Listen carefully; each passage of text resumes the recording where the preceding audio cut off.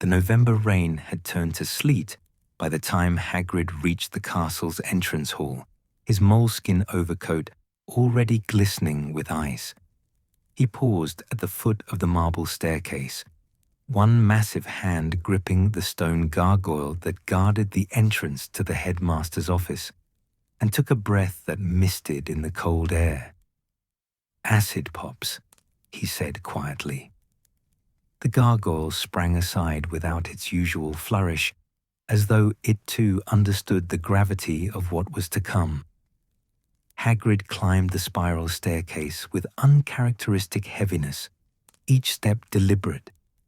He'd been summoned before, countless times over his decades at Hogwarts, but tonight felt different. Tonight, the weight of the wizarding world seemed to press down upon the ancient castle stones. Dumbledore's office was warm, the fire crackling cheerfully in its grate, but Hagrid barely noticed. His eyes went immediately to the tall, elegant figure standing beside the headmaster's desk. Madame Maxime turned at his entrance, her handsome face composed, but her dark eyes reflecting the same uncertainty Hagrid felt churning in his own chest. "Hagrid," Dumbledore said, rising from behind his desk. The headmaster's robes whispered across the floor as he moved toward them, his expression grave but not without kindness. "Thank you for coming so promptly. Please, both of you, sit." Hagrid glanced at the chairs, delicate things that seemed designed for normal-sized wizards, and remained standing. Maxime did the same, her considerable height matching his own. There was something reassuring about that, Hagrid thought, something that made him feel less alone. "I will not insult either of you with false comfort," Dumbledore began, moving to stand before the fire. The flames cast dancing shadows across his face, making him look older than usual, more worn. "What I am about to ask of you is dangerous. More than dangerous. It may well prove impossible." Fawkes shifted on his perch behind the desk, a soft trill escaping his throat. The phoenix's song, usually so uplifting, carried a note of sorrow tonight. "The Giants," Hagrid said. It wasn't a question. "Yes." Dumbledore's blue eyes, usually twinkling with some inner amusement, were serious as they met Hagrid's gaze. "Voldemort is returned, as you well know, and as he did in the last war, he will seek allies among those whom our society has persecuted and cast aside, the Giants chief among them." Maxime's accent carried clearly in the quiet room. "You wish us to reach them first." "I wish for you to offer them a choice," Dumbledore corrected gently. "A choice between darkness and the possibility, however remote it may seem to them, of peace, of coexistence with wizard-kind." Hagrid's throat felt tight. He'd known this was coming, had felt it in his bones since that terrible night in June, when Harry Potter had returned from the graveyard with Cedric Diggory's body. Since Dumbledore had quietly asked him about his mother, about the Giants, about whether he thought they might listen. "They won't trust wizards," Hagrid said, his voice rough. "Not after what's been done to 'em. Hunted nearly to extinction, driven into the mountains, killed for sport by some. Which is precisely why I am sending you," Dumbledore interrupted, but kindly. "Both of you." The silence that followed was heavy with unspoken understanding. Hagrid felt heat creep up his neck. He'd spent a lifetime hiding what he was, letting people assume he was simply a very large wizard, perhaps with some unfortunate magical accident in his ancestry. The truth, that his mother had been a giantess named Fridwulfa, that he was half giant himself, was something he'd shared with precious few people. "The Giants will recognize what you are," Dumbledore continued, looking between them. And while that alone will not guarantee their trust, it may buy you the opportunity to speak, to be heard, where another wizard would be killed on sight. Maxime's fingers tightened almost imperceptibly on her silk handkerchief. Hagrid had never discussed her heritage directly with her. It wasn't the sort of thing one brought up in polite company. But during the Tri-Wizard tournament, there had been moments, shared glances, an understanding that passed between them without words. "Where are they now?" Maxime asked, her voice steady despite the magnitude of what was being proposed. Dumbledore moved to a large, ornate globe that sat on a corner table. With one long finger, he traced a path across its surface, stopping at a remote mountain range far to the north and east. The last confirmed sighting placed them here in the Carpathians. The terrain is brutal, even by giant standards. Few wizards venture there, which is precisely why they've chosen it. "How many?" Hagrid asked. "Perhaps 70 or 80, though numbers are difficult to verify. They've been in decline for decades." Dumbledore's expression grew sorrowful. Violence, infighting, the loss of their traditional territories, it has taken a terrible toll. Hagrid thought of his mother, who had left when he was barely 3 years old, returned to her own kind, and never looked back. He'd been too young to remember her face, but he remembered the feeling of being small, even as a giant's child, and alone. His father had done his best, but there had always been that hollow place inside him, that wondering about where he'd come from. "When do we leave?" he asked. "Soon," Dumbledore said. "Within the week. I have arranged for certain gifts to accompany you. Goblin-made armor, as is traditional when seeking an audience with the Gurg, the giant's leader. Warming charms have been woven into traveling cloaks that should withstand even the mountain cold. And gold, though you'll find giants value strength and directness far more than wealth." Maxime stepped forward, her bearing regal despite the fear Hagrid could see lurking in her eyes. "And if we fail? If they choose Voldemort's promises over yours?" "Then we will have tried," Dumbledore said simply. "And we will know that war is coming, with giants marching alongside Death Eaters as they did before. But at least we will have offered them a choice. At least we will have shown them that not all wizards view them as monsters to be destroyed." The fire popped, sending a shower of sparks up the chimney.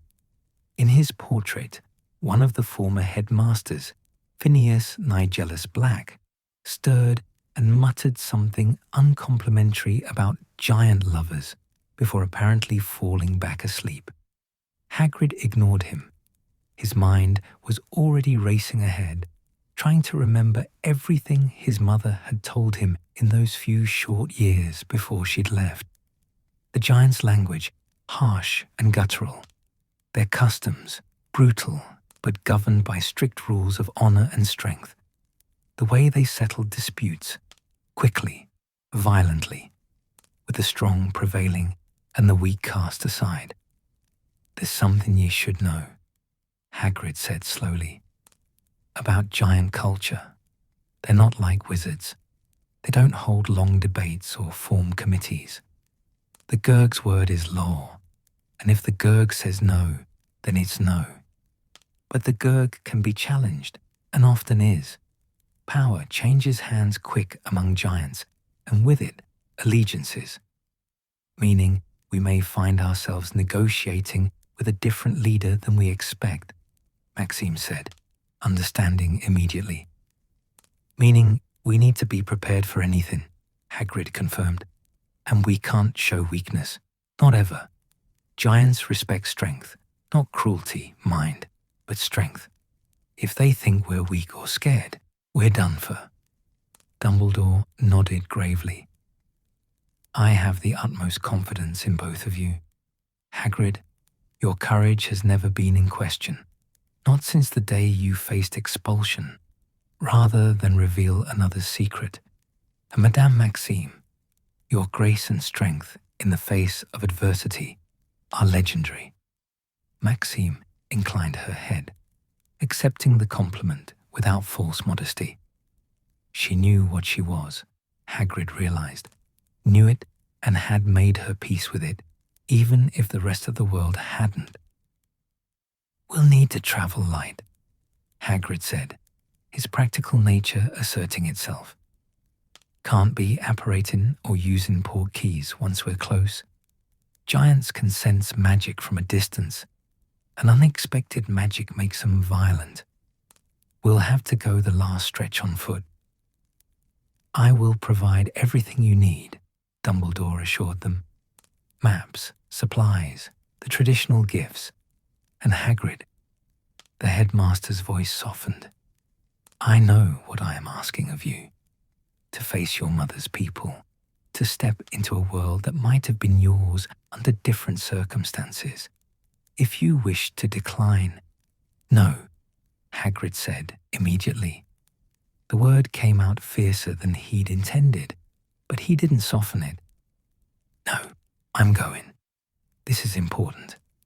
Too important to let personal feelings get in the way. But as he said it, Hagrid wondered if that was entirely true. Part of him, a part he'd never admitted to anyone, wanted to see them, wanted to understand the world his mother had chosen over him, the people she'd returned to and never left again, wanted to know if there was anything of her in them, anything that might help him understand why she'd gone. Then we are agreed, Dumbledore said, and something in his tone suggested he understood more than Hagrid had spoken aloud. Prepare yourselves, both physically and mentally. What you will face in those mountains will test you in ways you cannot yet imagine. Maxime spoke, her voice quiet but firm. We understand, Headmaster, and we will not fail you. It is not me you must think of, Dumbledore said gently. It is the giants themselves, and the choice we offer them. It is the students sleeping peacefully in their beds tonight, unaware of the darkness gathering beyond these walls. It is the future we are all fighting for. The weight of those words settled over the office like a physical presence. Hagrid found himself thinking of Harry Potter, of the boy who'd faced Voldemort and lived, who'd seen his friend murdered, and still had the courage to warn them all that the Dark Lord had returned. If Harry could face that, surely Hagrid could face a journey into the mountains. We'll do our best, he said simply. Dumbledore's expression softened, and for just a moment, the twinkle returned to his eyes. I know you will, Hagrid. I have always known. They left the office together, Hagrid and Maxime, descending the spiral staircase in silence. The castle around them was quiet, most students already in their common rooms or dormitories. The house elves would be preparing the fires for the night, ensuring that warming charms were properly set, that blankets were thick enough against the November chill. It all seemed so normal, so peaceful. And yet beneath that peace, Hagrid could feel the current of something darker, something building like a storm on the horizon. At the entrance hall, Maxime paused. Her hand rested lightly on Hagrid's arm, the touch gentle despite her strength. You are afraid, she said. It wasn't a question, and there was no judgment in her tone. Yeah, Hagrid admitted. There seemed little point in denying it, not to her. Terrified, if I'm honest. As am I, she said softly.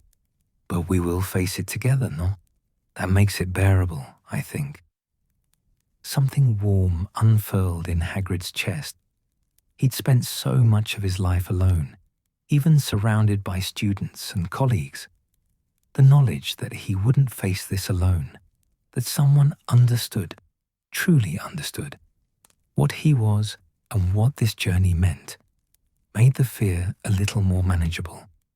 Together, he agreed. They parted at the castle doors, Maxime returning to the Beauxbatons carriage she'd been staying in since the tournament, Hagrid heading toward his hut at the edge of the grounds. The sleet had turned to proper snow, thick flakes that muffled sound and turned the world soft and white. Inside the hut, Fang lifted his head from his basket and whined in a greeting. Hagrid bent to scratch the boarhound's ears, taking comfort in the simple warmth of the gesture. The fire had burned low, and he built it back up, watching the flames catch and spread. On the mantel sat a small, faded photograph, one of the few he had of his father. The man smiled out from the frame, one hand raised in greeting, forever frozen in that moment of happiness. Hagrid wondered what his father would think of this journey, of his son venturing into the world that had claimed his wife. "Wish you were here, Dad," Hagrid said quietly to the empty room. "Could use your advice." But his father was long gone, and the advice would have to come from his own heart. Hagrid moved to his trunk and began pulling out his warmest clothes, his most practical boots. He'd need to check his supplies, make a list of what to bring and what to leave behind. There was so much to prepare, and so little time. Through the window, he could see Hogwarts rising against the snowy sky, its windows glowing with warm light. Students would be studying for their OWLs and NEWTs, gossiping about their day, complaining about homework. Professor McGonagall would be making her rounds, ensuring all was well. Professor Sprout would be tending her plants in the greenhouses. Life would go on, as it always did. But soon, Hagrid would leave all this behind and journey into the mountains, into a world of ice and stone and giants, into his mother's world, the one she'd chosen over him. The fire crackled, and Fang settled back into his basket with a contented sigh. Outside, the snow continued to fall, silent and steady, covering the grounds in a blanket of white. And in his hut at the edge of the forbidden forest, Rubeus Hagrid prepared himself for the hardest journey of his life. The mountains were calling, and he would answer. For Dumbledore, for Hogwarts, for the fragile hope that peace might still be possible. But mostly, perhaps, for the boy he'd once been, the one who'd never understood why his mother left, and who might finally, in the face of her people, find some measure of understanding. The portkey had deposited them in a valley so remote that even the wind seemed to have forgotten it existed. Hagrid steadied himself against a boulder, his boots crunching in snow that had likely lain undisturbed for months. Beside him, Madame Maxime adjusted her travelling cloak with practiced elegance, though Hagrid noticed her hand trembled slightly as she did so. They'd been travelling for 3 days now, first by portkey to the edge of the wizarding settlements, then by a combination of walking and carefully controlled magic that wouldn't alert anyone to their presence. The warming charms woven into their cloaks were holding, but Hagrid could feel the cold seeping through nonetheless.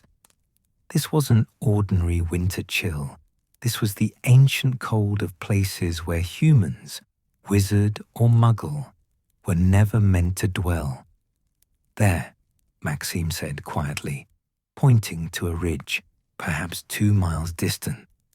Hagrid followed her gaze and felt his breath catch. The trees there, Massive pines that would have dwarfed any in the forbidden forest were snapped like matchsticks, their trunks shattered and tossed aside as though by a petulant child. But no child had done this. The destruction was fresh, snow still clinging to the exposed heartwood.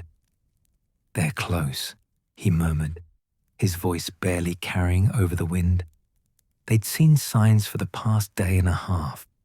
Footprints the size of boats, pressed so deep into the frozen ground that water had pooled in them and frozen solid.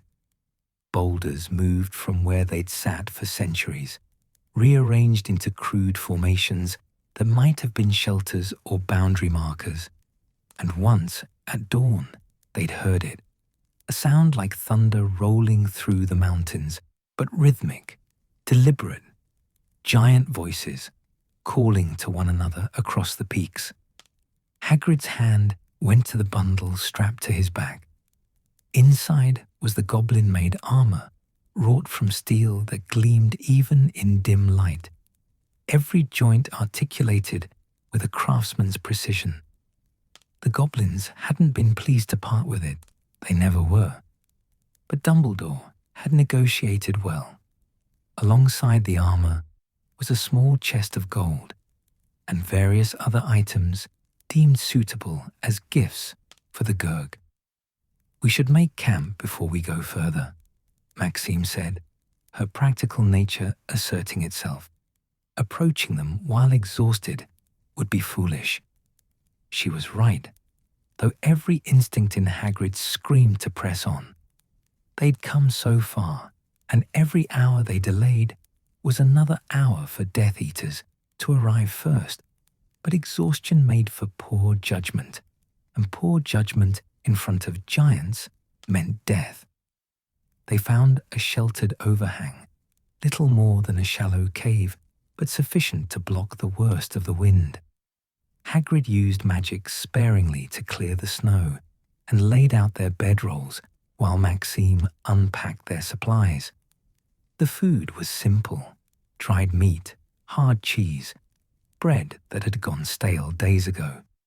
But it filled the hollow in Hagrid's stomach, and that was enough. "Tell me about them," Maxime said as they ate. "Your mother's people. What should I expect?" Hagrid chewed slowly, gathering his thoughts. It was hard to separate what he actually remembered from what he'd learned later, from books and whispered conversations, and his own imagination filling in the gaps. "They're not like us," he began. "Not in the ways that matter to them anyway. Strength is everything. Not just physical strength, though that's part of it. Strength of will, of character. They respect someone who stands firm, who doesn't flinch or grovel. And if we show weakness, then we're not worth listening to." Hagrid met her eyes. "And probably not worth keeping alive." Maxime absorbed this with a slight nod, her expression unchanged. If she was afraid, and Hagrid knew she must be, she hid it well. "Their language is harsh," he continued. "Sounds angry even when it's not. And they don't waste words. If you say something, mean it. If you promise something, be ready to back it up. They've got no patience for wizards' fancy speeches and double meanings. Direct then. Brutal honest," Hagrid corrected. "And their culture. It's all about hierarchy. The Gurg leads because he's the strongest. Anyone can challenge for leadership, and they do, regular. When a Gurg falls, everything changes. Alliances shift, old grudges get settled. The whole power structure reshuffles." He paused, remembering something his mother had told him once, in one of those rare moments when she'd spoken of her own people. He'd been very small, perhaps 2 years old, sitting on the floor of their cottage while she mended a shirt that would have served as a tent for a normal-sized family. "She said they used to be different," Hagrid said quietly. Long ago, before wizards hunted them, they had their own magic, their own culture, built things not like Hogwarts, but impressive in their own way, had stories and songs. But the wars destroyed most of that. Now they're just surviving, holding on. Then perhaps, Maxime said thoughtfully, they will understand what we offer, a chance to be more than survivors. Maybe. Hagrid didn't sound convinced. Or maybe they'll see it as wizards trying to control them again. Use them as weapons like Voldemort did in the last war. They fell silent after that, each lost in their own thoughts. Outside, the wind howled and the temperature dropped further. Hagrid reinforced the warming charms and tried to sleep, but rest came in fits and starts. Every sound made him jerk awake. Was that a footstep? A voice? The ground trembling? But it was only the mountain settling into the night. Dawn came grey and cold, the sun hidden behind thick clouds. They packed their camp with methodical care, leaving no trace they'd been there. Giants might not care about wizard magic, but there was no point in being careless. The tracks they'd spotted the day before led deeper into the mountains, toward a valley that sat cradled between two peaks, like an afterthought. As they descended, following the trail of destruction through the forest, the signs grew more frequent, more footprints, some fresh enough that snow hadn't yet filled them. The carcass of something that might have been a mountain goat, though it was hard to tell. It had been torn apart and most of it consumed, bones cracked open for the marrow, and then, carried on the wind, a smell. Hagrid stopped dead, his nose wrinkling. Beside him, Maxime pressed her handkerchief to her face, her eyes watering. It was the smell of unwashed bodies and old fires, of meat gone slightly off and waste left where it fell. It was the smell of creatures who had no use for wizarding notions of hygiene, who lived rough and cared nothing for the sensibilities of smaller beings. But underneath that was something else, something that tugged at a place deep in Hagrid's memory, a smell that was almost familiar, almost like home, though he couldn't have said why. "They're very close now," Maxime whispered. Hagrid nodded, unable to speak past the sudden tightness in his throat. His mother had smelled like this, he realized. Not strongly. She'd lived among wizards long enough to adopt some of their habits. But on hot summer days, or when she'd been working hard, there had been that undertone, that giant smell that no amount of washing could quite eliminate. He'd forgotten. Or perhaps he'd made himself forget, because remembering hurt too much. They rounded a boulder the size of a house, and the valley opened before them. Giants. Hagrid had seen drawings, had read descriptions, had even glimpsed his mother from a distance once, years after she'd left. But nothing had prepared him for this, for the sheer, overwhelming reality of 24 giants gathered in one place. They were enormous. Even the smallest stood 20 feet tall, their bodies thick with muscle and old scars. They wore crude clothing fashioned from animal hides and whatever fabric they could scavenge, though several wore nothing at all, seemingly impervious to the cold that would have killed a wizard in minutes. Their faces were rough-hewn, as though carved from the same stone as the mountains around them, with small eyes that missed nothing and mouths full of teeth meant for tearing. Some sat around fires, roasting meat on spits made from entire tree trunks. Others wrestled, their bodies slamming together with impacts that shook the ground. Two were arguing, their voices like rolling thunder, gesturing wildly as they shouted in the harsh giant tongue. And at the center of it all, seated on a throne made of stacked boulders, was the Gurg. Carcass was massive even by giant standards, perhaps 25 feet of solid muscle and bone, and barely contained violence. His face was a map of old battles. One eye was milky white, blinded long ago, and a scar ran from his forehead to his jaw, pulling his mouth into a permanent sneer. He wore a vest made from what looked like dragon hide, and around his neck hung a necklace of bones. Human bones, Hagrid realized with a cold shock. The Gurg's remaining good eye was fixed on them. All activity in the camp had stopped. Giants paused in their meals, their wrestling, their arguments. Every face turned toward the two half-giants standing at the valley's edge. Too small to be true giants, but too large to be ordinary wizards. Hagrid felt Maxime tense beside him. His own heart was hammering so hard he thought it might burst from his chest. Every survival instinct screamed at him to run, to flee before those massive hands could reach him. But he stood firm. "We come to speak with the Gurg," Hagrid called out in the giant tongue, his voice carrying across the valley. The words felt strange in his mouth. He'd practiced them, but it had been years since he'd spoken his mother's language. "We bring gifts and words from Albus Dumbledore." For a long moment, nothing happened. The giants stared at them with expressions that ranged from curious to hostile to hungry. One, a female with hair like matted straw, licked her lips and took a step forward. Then Carcass laughed. It was a terrible sound, like rocks grinding together in an avalanche.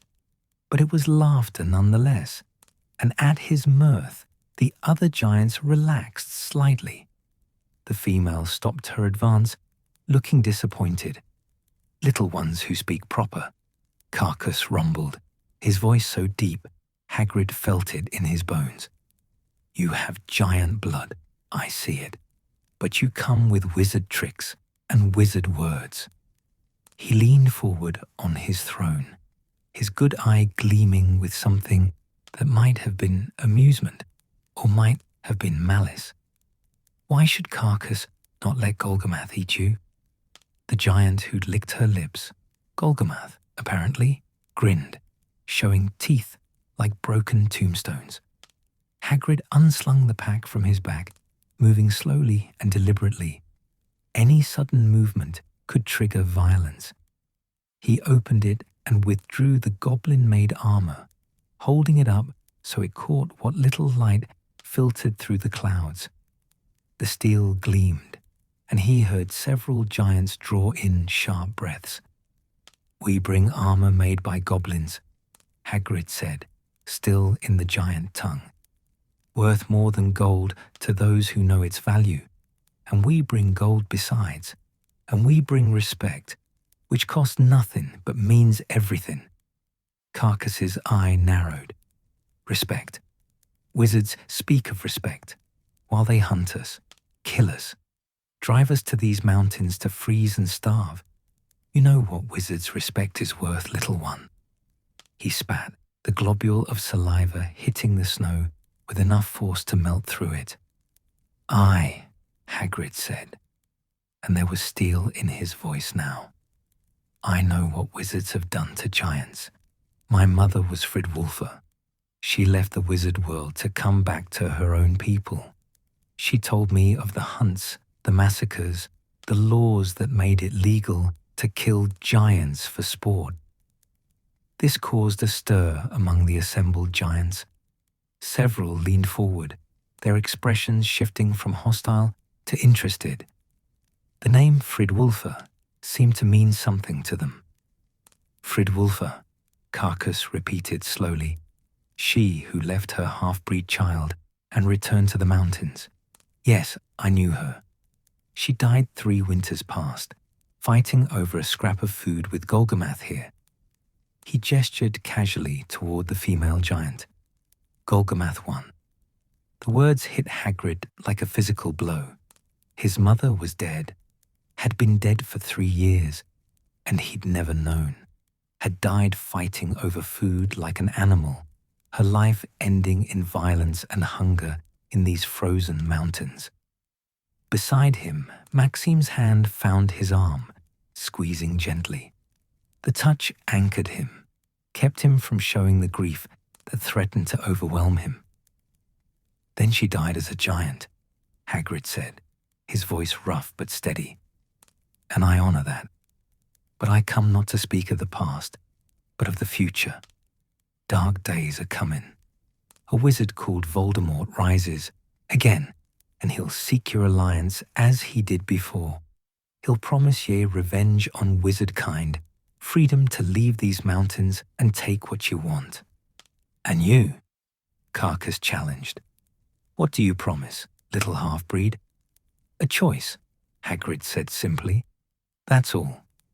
Dumbledore offers ye a choice to live in peace, to not be hunted, to not have to hide.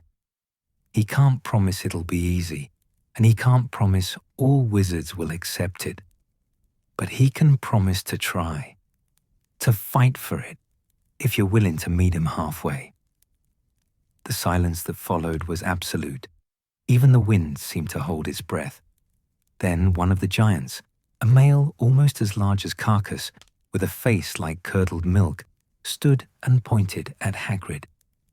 This is wizard lies, he snarled in the giant tongue. They seek to make us weak, to chain us with false promises while they plot our destruction. I say we kill them now and send their heads back to this Dumbledore as our answer. Several giants roared their agreement, rising to their feet. The ground shook with their movement, and Hagrid saw death approaching in their eyes. But Carcass raised one massive hand, and the giants froze. I will hear them, the Gurg said, his voice brooking no argument. Carcass is Gurg, and Carcass says they speak. Any who disagree can challenge Carcass now. The angry giant, his name was Gralk, Hagrid would learn later, glared at his leader but said nothing. To challenge the Gurg meant fighting to the death, and while Gralk was large, Carcass was larger and far more experienced in surviving such challenges.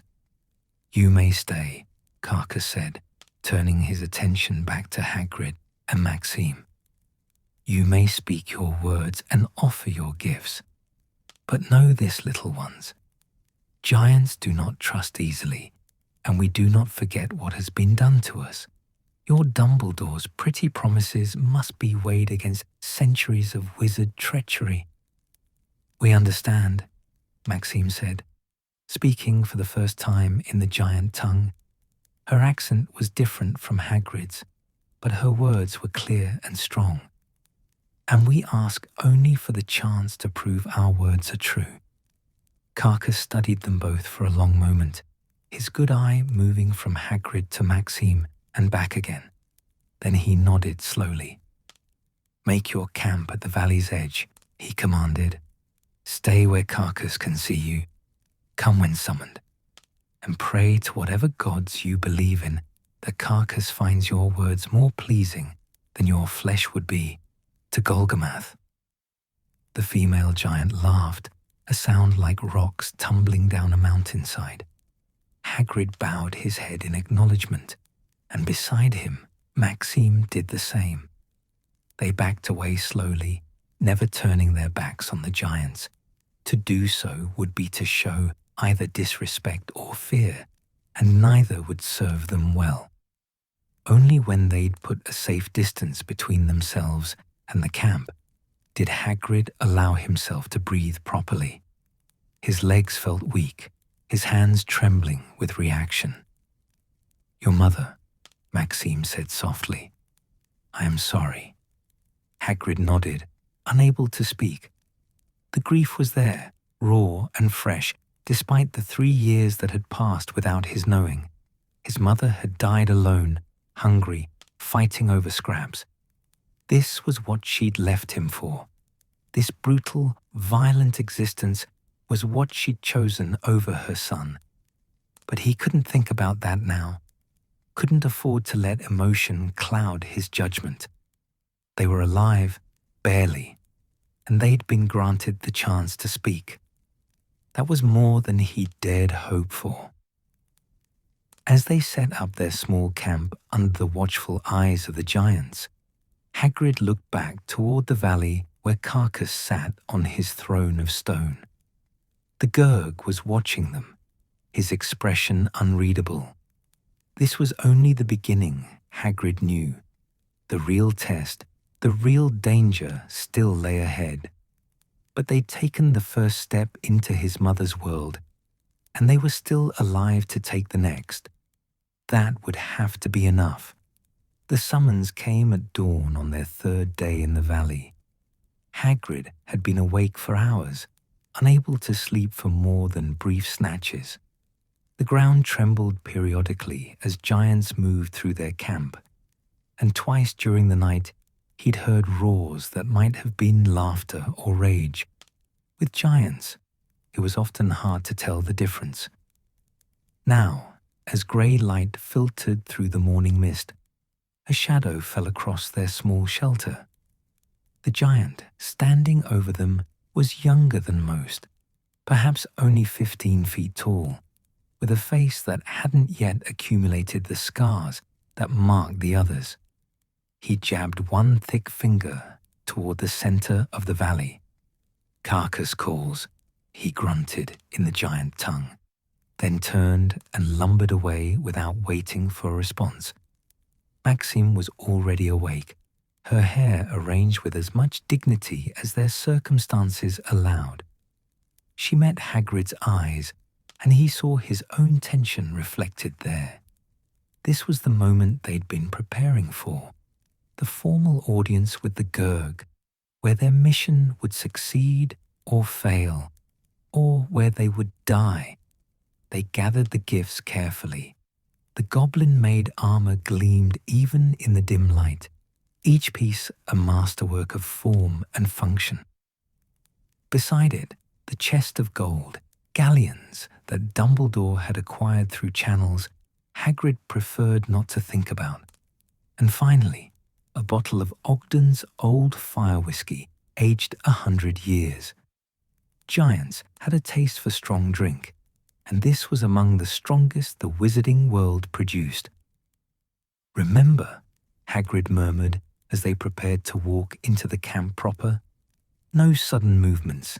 Keep your voice steady, and whatever happens, don't show fear." "I am not afraid," Maxime said, though her fingers tightened on the silk scarf she wore. "Neither am I," Hagrid lied. The giant camp was more active than Hagrid had yet seen it. At least 30 giants were present now. More had arrived during the night, drawn perhaps by news of the half-breed visitors. They sat in rough circles around fires, tearing into haunches of meat that steamed in the cold air.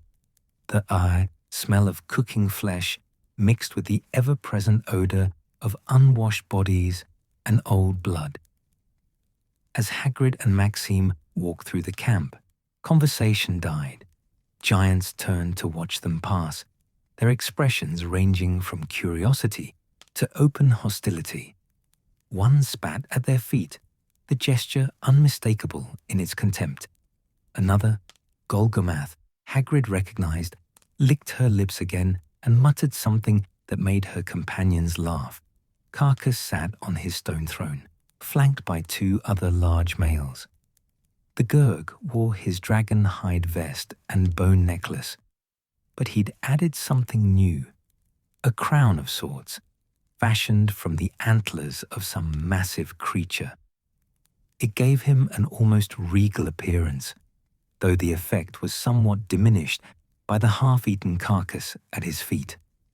To Carcass's right sat the giant who'd objected to their presence before, Grog, with his curdled milk face and eyes full of malice. To his left was another male, this one older, his body covered in scars that spoke of decades of violence survived.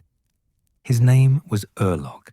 Hagrid had learned from listening to the giants talk, and he was Carcas's chief advisor.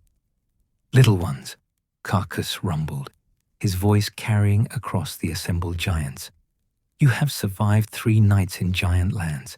That is longer than most wizards last. Now you will speak your piece, and Carcas will decide if your words have worth." Hagrid stepped forward, the gifts held carefully before him. He was acutely aware of every eye upon him, of the weight of expectation and threat that hung in the air like the morning mist. "Great Carcas," he began in the giant tongue, pitching his voice to carry without shouting. "I am Hagrid, son of Fridwulfa. This is a lamp, Maxime of Beaubaton. We come as messengers from Albus Dumbledore, who leads those wizards who would see peace between our peoples." "Peace," Grok spat the word like a curse. "Wizards speak of peace while they pass laws to hunt us, while they steal our lands and kill our children. What peace has wizard kind ever shown giants?" Several giants growled their agreement, the sound rumbling through the valley like distant thunder. "No peace," Hagrid agreed, and his bluntness seemed to surprise them. "You're right. Wizards have shown ye no peace.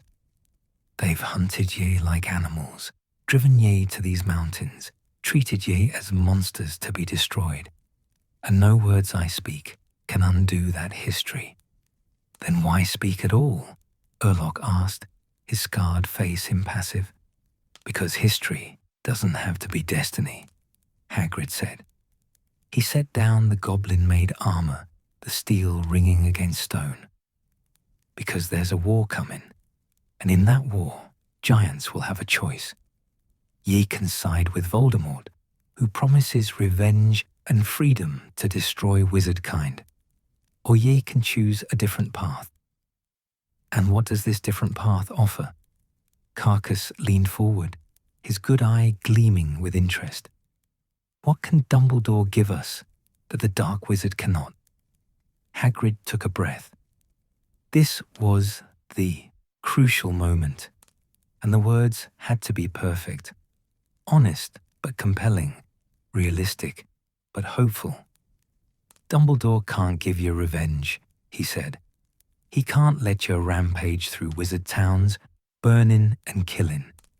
He can't promise that all wizards will suddenly love giants, or that centuries of hatred will vanish overnight.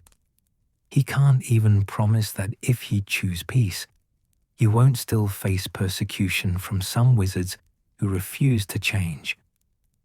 The giant stirred, confused by this answer that seemed to offer nothing. "But," Hagrid continued, his voice strengthening, "Dumbledore can promise to fight for ye, to work to change the laws that make it legal to hunt giants, to advocate for lands where ye can live without fear of wizard hunters, to recognize your right to exist, to have children, to preserve your culture and way of life. It won't be quick and it won't be easy, but it'll be real. Not promises of glory that end in your enslavement to a dark wizard who sees you only as weapons." "Enslavement?" Grog rose to his feet, his face twisted with rage. "You dare suggest that giants would be slaves? We bow to no one." "Didn't you bow to Voldemort before?" Hagrid shot back, his own temper flaring. "In the last war, didn't giants march with Death Eaters, fight their battles, die for their cause? And when Voldemort fell, what did ye have to show for it? More dead, smaller numbers, wizards hunting ye with even greater hatred because ye'd sided with their enemy." The silence that followed was dangerous. Grog's hands clenched into fists the size of boulders, and Hagrid could see murder in his eyes. But he'd committed now. Showing weakness at this point would be fatal. The half-breed speaks truth, Urlok said quietly, and the tension eased slightly. The old giant looked at Carcass. Many giants died in the last war. My brothers among them. They followed the Dark Wizard's promises, and it led them to graves. But we killed many wizards, Golgamath said, her voice eager. Smashed their houses, broke their bones. It was glorious. It was suicide, Maxime spoke, her voice clear and cold. You killed wizards, yes. But for every wizard who died, 10 giants fell. Your people were already few. The war made you fewer still. Another such glorious war will end with no giants left at all. Carcass held up a hand, silencing the angry mutters that followed Maxime's words, his good eye fixed on her with an intensity that made Hagrid's skin prickle. You speak harsh truths, woman, the Gurg said, but truth is not always welcome. Giants are proud. We do not like to hear that we are dying, that our time is ending. Then don't let it end, Hagrid said urgently. Choose a path that gives your children a future. Not glory, maybe, but life, survival, the chance to rebuild what's been lost. Carcass was silent for a long moment, his expression unreadable. Around him, the assembled giants waited, the only sound the crackling of fires and the wind whistling through the peaks. These gifts, the Gurg said finally, gesturing toward the armor and gold, they are bribes.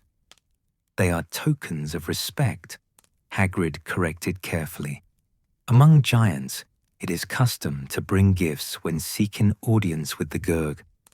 We honor that custom. The armor is goblin-made, worth more than its weight in gold. The gold itself can buy supplies ye need, food, tools, whatever would make life here less harsh. And the whiskey. He held up the bottle. Well, that's just to show we know giants appreciate a good drink. This drew some laughter, genuine rather than mocking. Carcass's mouth twitched in what might have been amusement. Carcass likes whiskey, the Gurg admitted. He gestured, and one of the younger giants hurried forward to collect the gifts. The armor was examined with careful hands, the gold weighed and counted, the whiskey uncorked and sniffed appreciatively. These are worthy gifts, Urlok observed. They show respect, as the half-breed says. But gifts alone do not buy alliance, Grulk interjected. Words and gold are cheap. What proof do we have that Dumbledore's promises are worth more than the Dark Wizard's? It was a fair question, and Hagrid had known it would come. He glanced at Maxime, then back at the assembled giants. Proof, he said. I can offer ye this. Dumbledore could have sent full wizards, skilled in magic and persuasion, but he sent us instead 2 half-giants who carry giant blood and understand what it means to be caught between 2 worlds. He sent us because he knew you'd trust your own kind more than you'd trust full wizards. Half your own kind, Golgamath sneered, tainted with wizard blood. Aye, Hagrid agreed without shame. Half and half, which means we've lived in both worlds. We know what wizards think of giants, and we know what giants think of wizards. And we're here to tell ye that there's another way, a way that doesn't end in death and extinction. Carcass stood, his massive frame unfolding from the throne. He was even larger standing than sitting, and Hagrid had to tilt his head back to meet the Gurg's eye. The giant descended the rough steps of his throne and approached them, each footfall shaking the ground. You have courage, little ones, Carcass said, looking down at them. To come here, to speak these truths, to stand before giants without running or begging, that earns respect. He reached out one enormous hand, and Hagrid forced himself not to flinch as those fingers, each thicker than his arm, came toward him. The gurg touched his shoulder, the pressure immense but controlled. "Fridwulfa's blood runs true in you," Carcass said quietly. "You have her stubbornness, her pride. She would have been pleased to see you, I think, before Golgamath killed her." The casual mention of his mother's death, spoken by the giant who ruled these people, nearly broke Hagrid's composure. But he held firm, meeting Carcass's gaze without wavering. "Thank ye," he managed. Carcass nodded and turned back to his throne, settling onto it with a grunt. He uncorked the fire whiskey and took a long drink, then passed it to Urlock, who did the same. The bottle made its way through the circle of giants, each taking their share. "Carcass will consider your words," the Gurg announced. "But know this, giants do not decide quickly. We will watch, we will wait, and we will see if other wizards come bearing different promises." Hagrid's blood ran cold.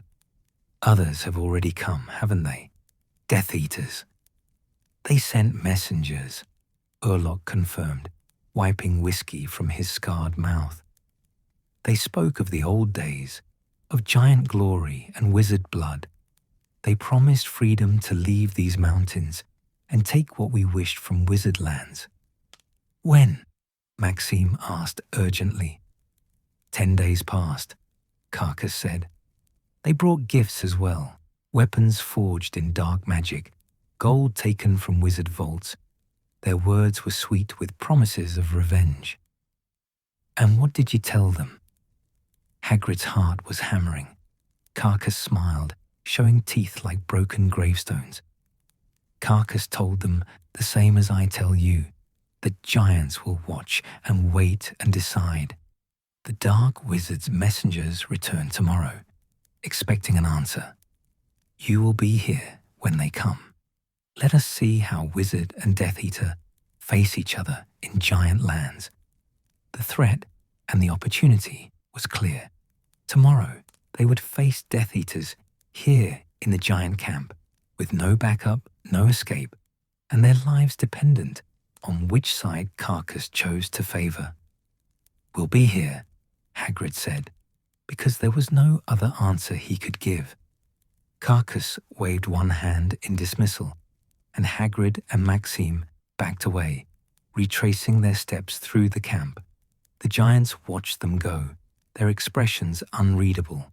Some seemed curious, others hostile, still others merely indifferent.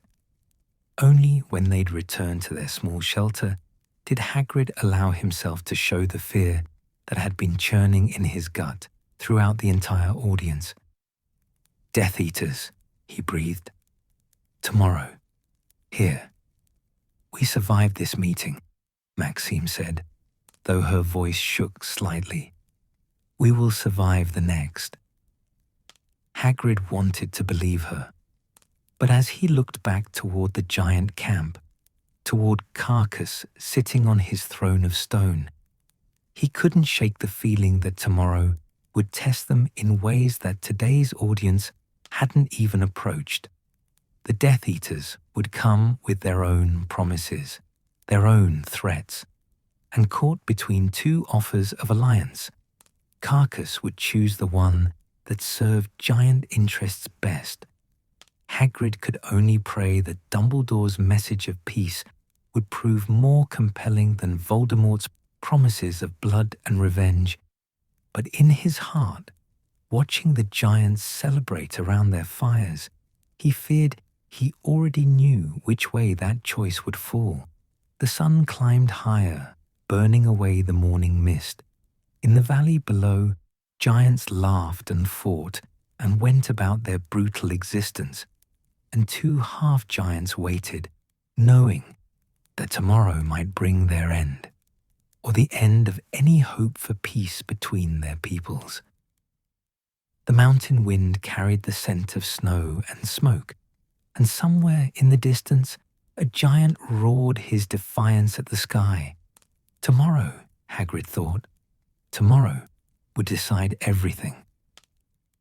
The Death Eaters arrived at midday when the sun hung pale and cold above the mountains.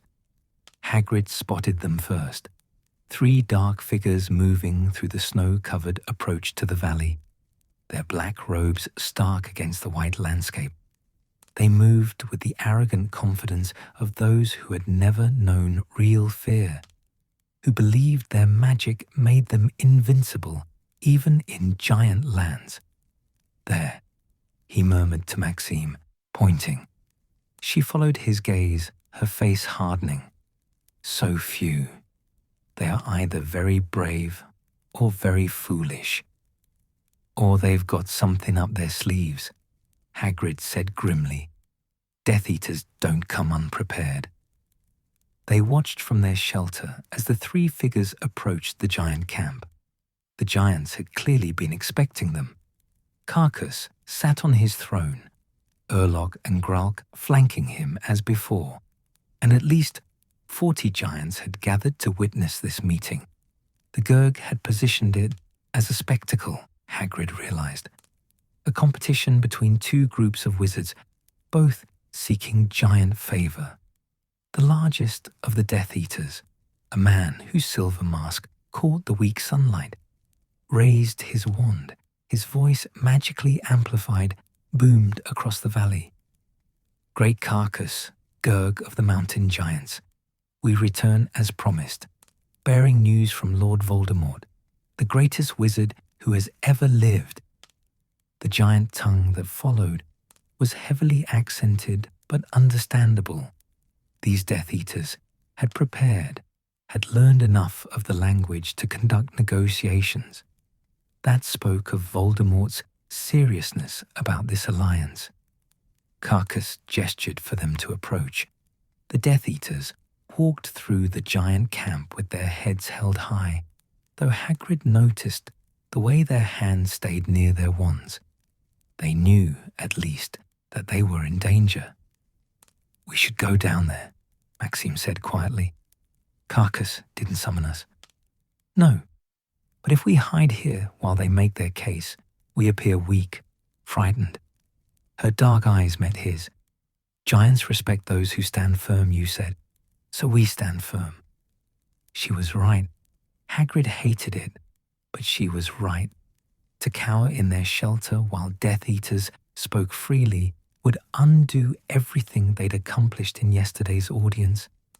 They descended into the valley together, walking with as much dignity as they could muster. The giants noticed their approach immediately, heads turning to track their movement. The Death Eaters noticed too. The silver-masked one stiffened visibly, and his companions reached for their wands. Well, well, the masked Death Eater said, switching to English now. Dumbledore's errand boys. I wondered if you'd survived this long. Hagrid recognized that voice. McNair, the executioner who'd come to Hogwarts to kill Buckbeak, a man who enjoyed killing, who took pleasure in inflicting pain. Beside him stood 2 others whose masks concealed their identities, but whose body language spoke of barely restrained violence. McNair, Hagrid said evenly, still doing Voldemort's dirty work, I see. Careful, half-breed. McNair's voice went cold. You're a long way from Dumbledore's protection. Accidents happen in giant camps. Enough, Carcass rumbled in the giant tongue, and both groups fell silent immediately. The Gurg's good eye moved from the Death Eaters to Hagrid and Maxime, then back again. You all speak your words. Carcass listens, but you do not fight here. In giant lands, only giants fight without Gurg's permission. It was a warning that applied equally to both sides, and Hagrid felt some of his tension ease. Whatever else Carcass might be, he was maintaining neutrality for now. McNair inclined his head in acknowledgement, though the gesture dripped with insincerity. Of course, great carcass. We meant no disrespect." He turned his attention back to the assembled giants, his voice switching to the giant tongue again. "Lord Voldemort remembers the glory of the last war, when giants fought beside him. He remembers your strength, your courage, the fear you struck into the hearts of wizards who had persecuted you for too long." Several giants nodded, their expressions eager. Golgamath licked her lips, her small eyes gleaming. "The Dark Lord offers you the same alliance again," Macnair continued, "but this time the victory will be complete. This time, when we crush the Ministry and break the auras, giants will have their reward, land of your own, freedom to live as you choose, and revenge, sweet revenge on those who have hunted you." "Pretty words," Grolk rumbled, but there was interest in his voice. "The Dark Wizard said such things before. Then he fell, and giants paid the price." "He fell because he was betrayed," one of the other Death Eaters hissed. "Not defeated, betrayed by treachery. But now he has returned, stronger than ever. This time, nothing can stop him." "And what proof do ye have of that?" Hagrid called out before he could stop himself. Every eye turned to him, and he felt the weight of their attention like a physical pressure. But he pressed on. "Voldemort's been back less than a year. What's he accomplished? What victories has he won that should convince giants to risk everything for him again?" Macnair's mask turned towards him, and Hagrid could feel the hatred radiating from the man, even through the silver metal. "The Dark Lord has rebuilt his forces," Macnair said coldly. "Death Eaters flock to his banner. Creatures of power pledge themselves to his cause. The Ministry is weak, divided, refusing to even admit he has returned. When we strike, and we will strike soon, they will fall like wheat before the scythe." "And when you strike," Maxime said, her voice carrying clearly, "giants will be at the front. Giants will take the first blows from Aura's wands. Giants will die so that wizards can claim victory, just as before. That is the nature of war," the third Death Eater said, speaking for the first time. His voice was cultured, educated. "The strong fight, the weak cower. Giants are strong. Surely you do not fear wizard magic?" It was a clever manipulation, appealing to giant pride.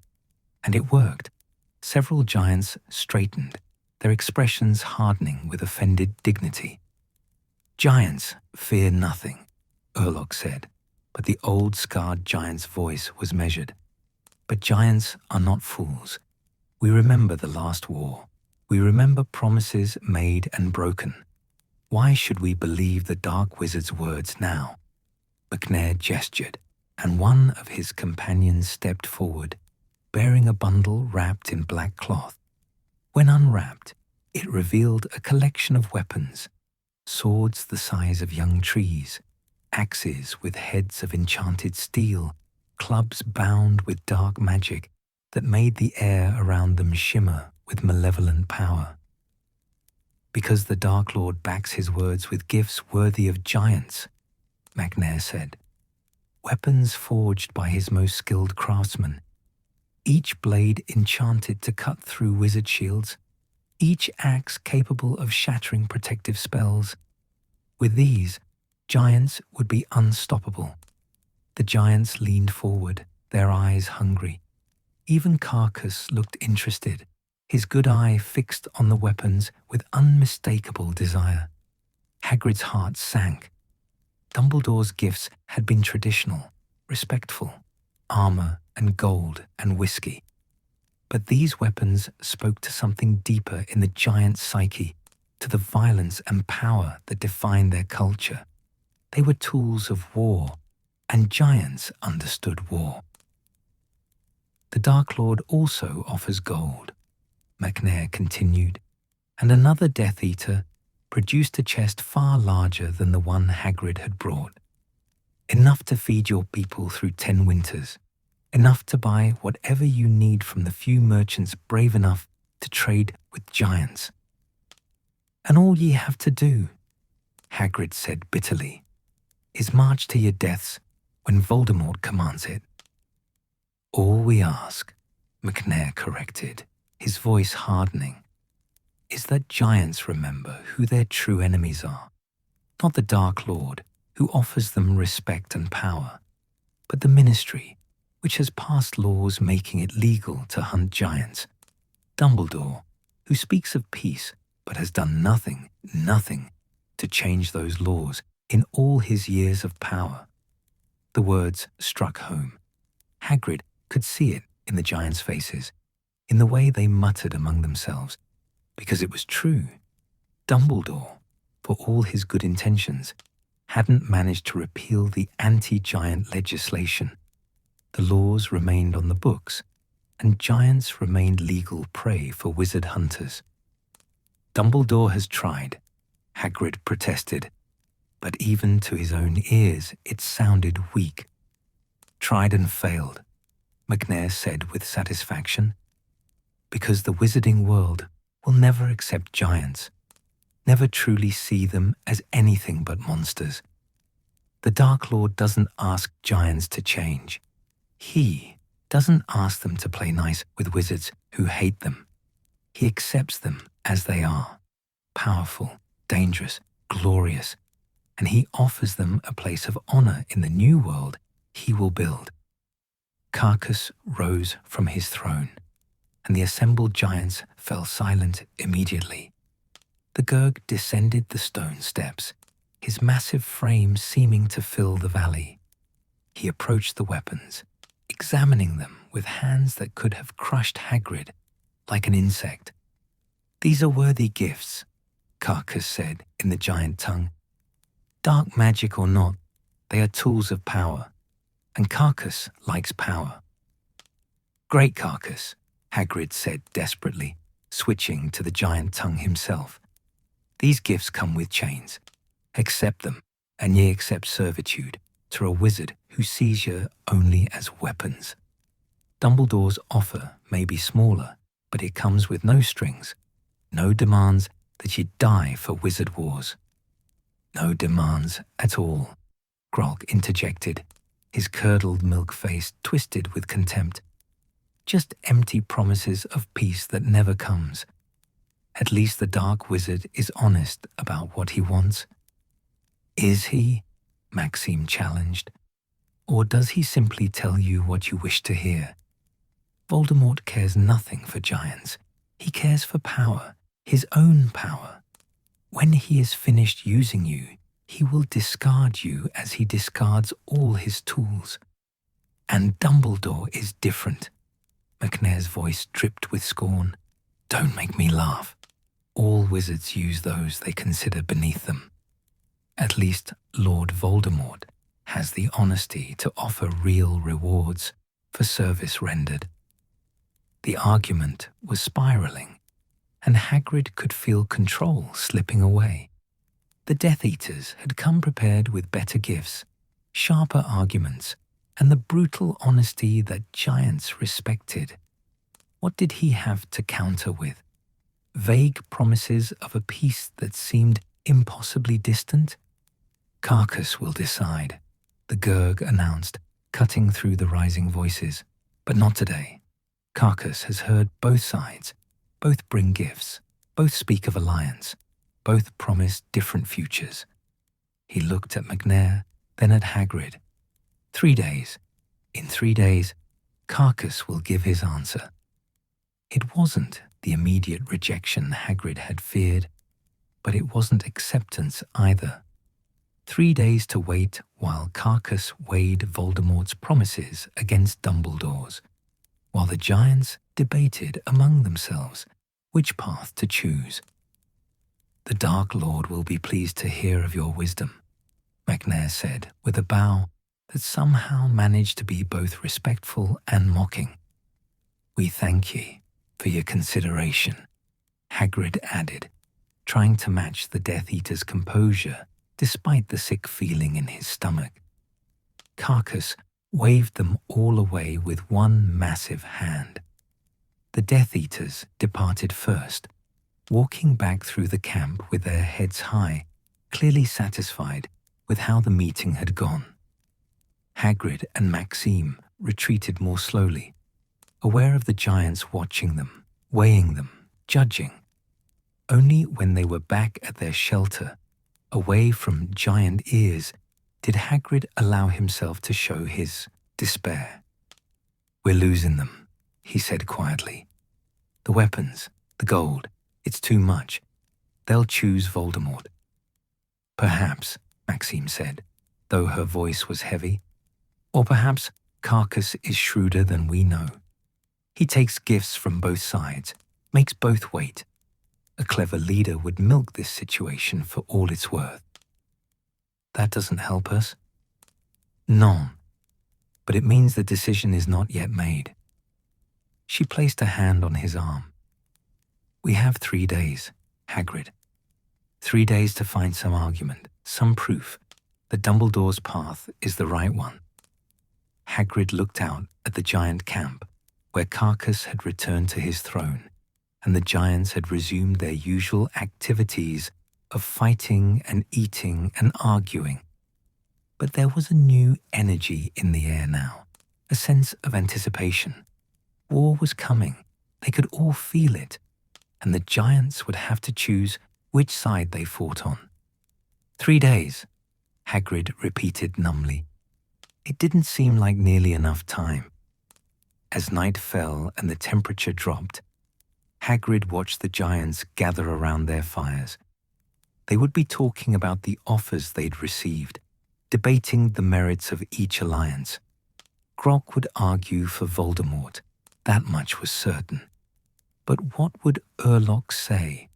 Or Golgamath, who'd killed Hagrid's mother and seemed to hunger for violence above all else? In the darkness, Hagrid thought he heard laughter carrying from the Death Eaters' camp on the far side of the valley. They'd set up tents there, 3 black shapes against the snow, and firelight flickered within them. "They're staying," he observed. "As are we," Maxime said. "Carcass wants us all here, wants to watch how we behave perhaps, or wants to see if we'll fight. We can't fight them, not here, not outnumbered. Then we must find another way to win." But as Hagrid settled in for another sleepless night, he couldn't imagine what that way might be. The Death Eaters had everything: better gifts, stronger arguments, and the brutal honesty that giants respected. All Dumbledore had to offer was hope, and in these frozen mountains, hope seemed like the weakest currency of all. The first scream woke Hagrid before dawn. He jolted upright in his bedroll, heart hammering, reaching instinctively for his wand.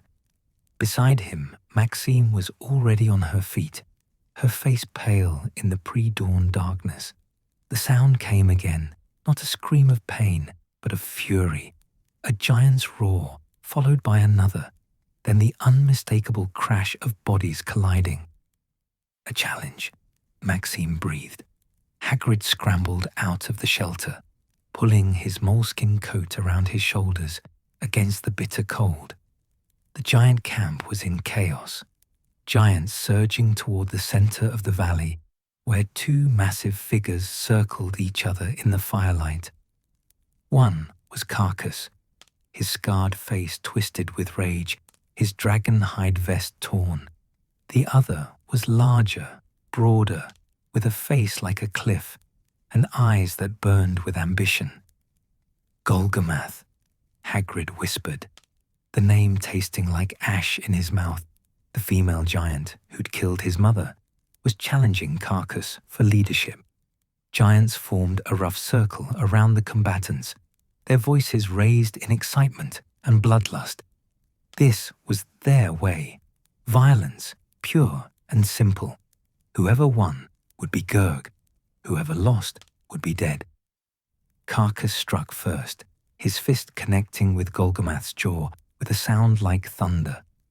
The female giant staggered, but didn't fall, her lips pulling back in a snarl. She grabbed a boulder the size of a card and hurled it at Carcass's head. The Gurg dodged, barely, and the stone smashed into the crowd behind him. A smaller giant went down, crushed, but no one paid attention. All eyes were on the fight. "This is bad," Hagrid said, his voice tight. "If Golgamath wins, then all our work is lost," Maxime finished. "She wants blood. She will choose Voldemort." They weren't the only ones watching with dread. Across the circle, Hagrid could see the Death Eaters' tents and 3 masked figures standing outside them. Even from this distance, he could feel their satisfaction. Had they orchestrated this somehow? Promised Golgamath support if she took leadership? Carcass and Golgamath came together again, grappling like mountains in motion. The ground shook with each impact, snow falling from the surrounding peaks in small avalanches. Golgamath's teeth found Carcass's shoulder, tearing through the dragon hide as though it were paper. Blood, dark and steaming in the cold air, poured from the wound. But Carcass was experienced, hardened by decades of such challenges. He brought his knee up into Golgamath's stomach with brutal force, then followed with an elbow to her temple. The female giant's head snapped back, and for a moment, Hagrid thought the fight was over. But Golgamath was younger, stronger, fueled by ambition and rage. She recovered, grabbed Carcass by the throat, and lifted him off his feet. The Gurg's remaining good eye bulged, his hands clawing at her grip. "She's going to kill him," Maxime said, her voice horrified. Hagrid couldn't look away. This was giant justice, giant succession. By their laws, this was how it should be, the strong prevailing, the weak falling. But watching it happen, knowing what it meant for their mission, for any hope of peace, was agony. Carcass brought both fists down on Golgamath's arms, breaking her grip. He fell heavily, gasping, but rolled away as she tried to stomp on his head. Her foot cratered the ground where he'd been a moment before. The fight continued, brutal and primal. Neither giant showed mercy, neither asked for quarter. This was what they were, what centuries of persecution had reduced them to. Survival of the strongest, written in blood and stone. Urlok stood at the edge of the circle, his scarred face expressionless.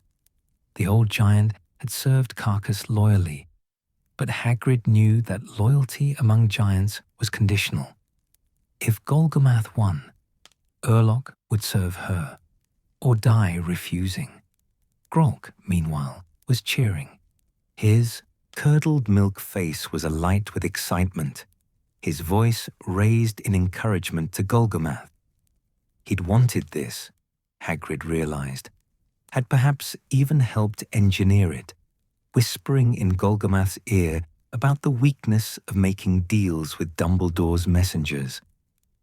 The Death Eaters watched in silence, their masks reflecting the firelight. They didn't need to intervene. The giants were doing their work for them. Carcass landed a devastating blow to Golgamath's knee, and something cracked with a sound like a tree splitting. The female giant howled but didn't go down. Instead, she grabbed Carcass by the head with both hands and drove him face first into the stone throne he'd sat upon for years. The Gurg's skull hit rock with a wet, horrible crunch. Carcass slumped, blood pouring from his ruined face. For a moment, he tried to rise, his body responding to decades of fighting instinct. But his legs wouldn't hold him. He collapsed onto his side, his remaining eye rolling back in his head. Golgamath stood over him, breathing hard, blood dripping from her own wounds.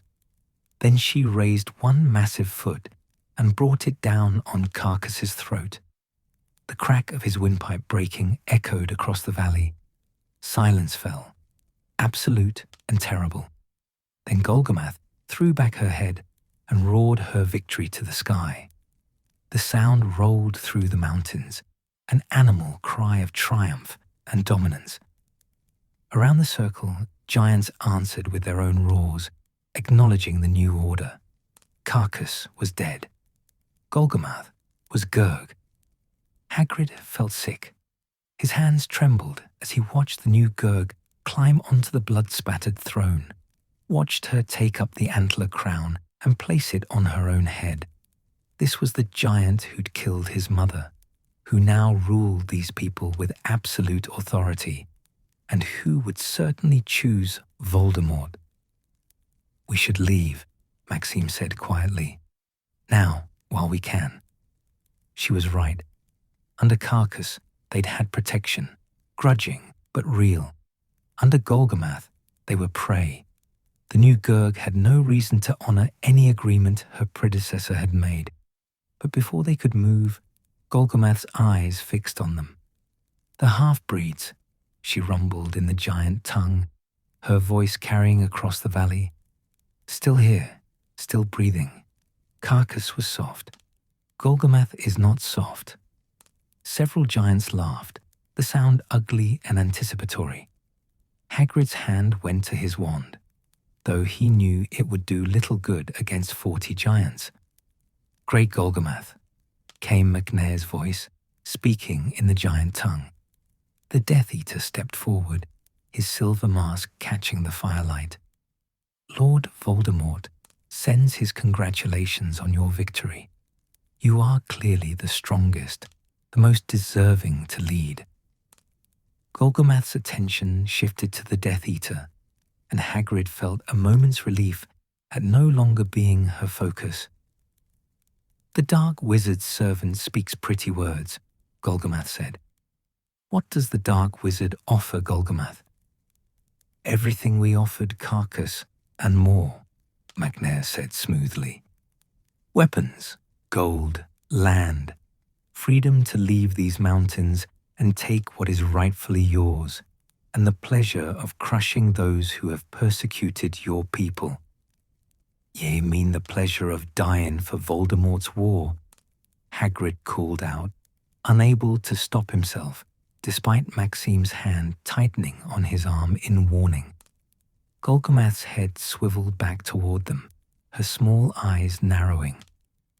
"The half-breed speaks," she said, "Fridwulf's whelp. Your mother was weak. Golgomath killed her easily, snapped her neck like a twig when she tried to take food that was Golgomath's." The casual cruelty of it, the dismissive way she spoke of his mother's death, ignited something in Hagrid. Rage flooded through him, hot and overwhelming. "My mother left me to come back to this," he snarled in the giant tongue. "Left me to be with her people, and ye killed her over scraps like animals fighting in the dirt. Is that what you want to be? Just animals? Or do you want to be something more?" "We are giants," Golgomath roared. "We bow to no one. We take what we want. That is what we are meant to be, not beggars asking wizard permission to exist. No, you're meant to be extinct." Hagrid shot back, his temper fully unleashed now. "Because this path, Voldemort's path, leads to the death of every giant here. Ye think the Ministry will let ye live if ye side with the Dark Lord? Ye think wizards will show mercy after you've attacked their families? They'll hunt every last one of ye down, and this time they'll finish what they started." "Let them try," Grout growled. "Let the wizards come. We will break them as we've broken them before." "Except you didn't break them before," Maxime said, her voice cutting through the angry mutters. "They broke you, reduced your numbers from hundreds to dozens, drove you to these frozen mountains where you starve and kill each other over food. This is not strength. This is slow death. Golgamath rose from her throne, her face darkening with rage. Blood still dripped from her wounds, pooling at her feet, but she seemed not to notice. Golgamath has heard enough wizard words, she said. Enough begging and bargaining. The dark wizard offers strength, offers power, offers revenge. That is what giants want, not peace, not wizard mercy. Blood. The assembled giants roared their agreement, the sound deafening. Hagrid saw it in their faces, the hunger for violence, for vindication, for the chance to strike back at those who'd persecuted them. Dumbledore's offer of slow, difficult peace couldn't compete with Voldemort's promise of immediate, violent satisfaction. Then Golgamath accepts the Dark Wizard's alliance, the new Gurg announced. Giants will march with Death Eaters, will crush the Ministry, will take back what is ours. McNair bowed, triumph evident in every line of his body. Lord Voldemort will be most pleased. Together, we will be unstoppable. What about us? Maxime asked quietly, and Hagrid heard the fear beneath her controlled tone. Golgamath's smile was terrible to behold. The half-breeds go back to Dumbledore, she said. Tell him giants have chosen. Tell him we remember the hunts, the massacres, the laws that made us less than animals. Tell him giants will have revenge. You'll have death, Hagrid said, his voice breaking. That's all Voldemort offers. Death for him and death for all who follow him. Perhaps, Golgamath said with a shrug. But better to die fighting than to die begging for wizard scraps. Now go, before Golgamath changes her mind and kills you for sport. There was nothing left to say. The mission had failed utterly. Hagrid wanted to argue more, to find some words that would change their minds, but Maxime was pulling at his arm, leading him away from the giant camp. They gathered their few belongings in silence, moving with the numb efficiency of shock. The giants watched them go with expressions ranging from satisfaction to indifference. Only Urlock looked troubled, the old giant's scarred face thoughtful as he watched them retreat. The Death Eaters remained, already deep in conversation with Golgamath about logistics and planning. McNair's laughter carried across the valley, cruel and triumphant. As Hagrid and Maxime climbed out of the valley, leaving the giant camp behind, Hagrid looked back one last time. Carcass's body still lay where it had fallen, already being covered by falling snow. The Gurg, who'd listened to them, who'd at least considered peace, was dead, and with him died any hope of giant neutrality. I'm sorry, Maxime said softly as they trudged through the snow. About your mother, about all of it. Hagrid nodded, unable to speak past the lump in his throat. His mother had died in these mountains, killed by the giant who now ruled, and he'd failed to honor her memory by bringing her people a chance at something better than endless violence. The sun rose behind them, cold and pale, as they began the long journey home. Behind them, in the valley, giants roared their anticipation of war, and Hagrid knew that Dumbledore's worst fears were being realized. The giants had chosen darkness. They should have left immediately, should have put as much distance as possible between themselves and Golgamath's camp before the new Gurg changed her mind about letting them live. But 3 miles from the valley, as the sun climbed higher and burned away the morning mist, Hagrid stopped walking. We can't just give up, he said. Maxime turned, her face drawn with exhaustion and grief. Hagrid, there is nothing more we can do. Golgamath has chosen. The giants have chosen. Golgamath's chosen, Hagrid corrected, But she's not all the giants. What about Urlock? Did you see his face when she announced the alliance? He didn't look pleased. One giant cannot change. One giant challenged Carcass and became Gurg this morning.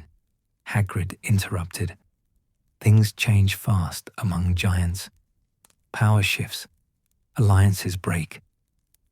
He looked back toward the valley, hidden now, behind rocky outcroppings. We came here to offer a choice. Maybe some of them still want one. Maxime was silent for a long moment, studying his face. Then she sighed, a sound that carried all her weariness and fear. You are either very brave or very foolish, she said. I have not yet decided which. Probably both, Hagrid admitted. But I can't go back to Dumbledore knowing I didn't try everything. These are my mother's people. However much she failed me, however much they've failed themselves, I owe it to her memory to try. Then what do you propose? We stay in the area, not in the valley where Golgamath can see us, but close enough to, I don't know. See if any giants want to talk. Away from the Gurg's eye, away from the pressure to conform. It was a desperate plan, born of desperation. But Maxime, after a moment's consideration, nodded. We will need a safe place, somewhere sheltered. They found it 2 hours later, a cave system in the mountainside, hidden behind a frozen waterfall. The ice obscured the entrance from casual view, but the cave itself was dry and deep enough to provide real shelter. Hagrid used magic carefully, warming the stones and creating a small, smokeless fire that wouldn't betray their position. That first day, nothing happened. They rested, ate their dwindling supplies, and tried not to think about Golgamath or the Death Eaters or the alliance being forged in the valley below. But on the second day, as twilight turned the snow purple and gold, they had a visitor. Hagrid heard him first. The sound of footsteps, each one making the ground tremble slightly. He and Maxime moved to the cave entrance, wands drawn, hearts pounding. If Golgamath had sent someone to finish them. But the giant who appeared was old, his body marked by decades of scars. Urlock. The giant stopped at a respectful distance from the cave, his posture non-threatening.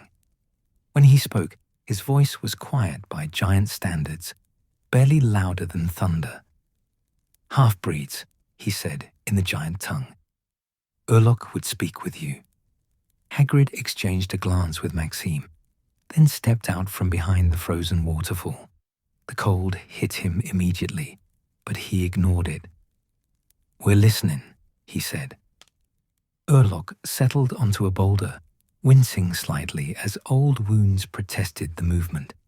Up close, Hagrid could see that the giant's body was a map of violence survived, bones that had healed crooked, scars layered upon scars, fingers that bent at wrong angles.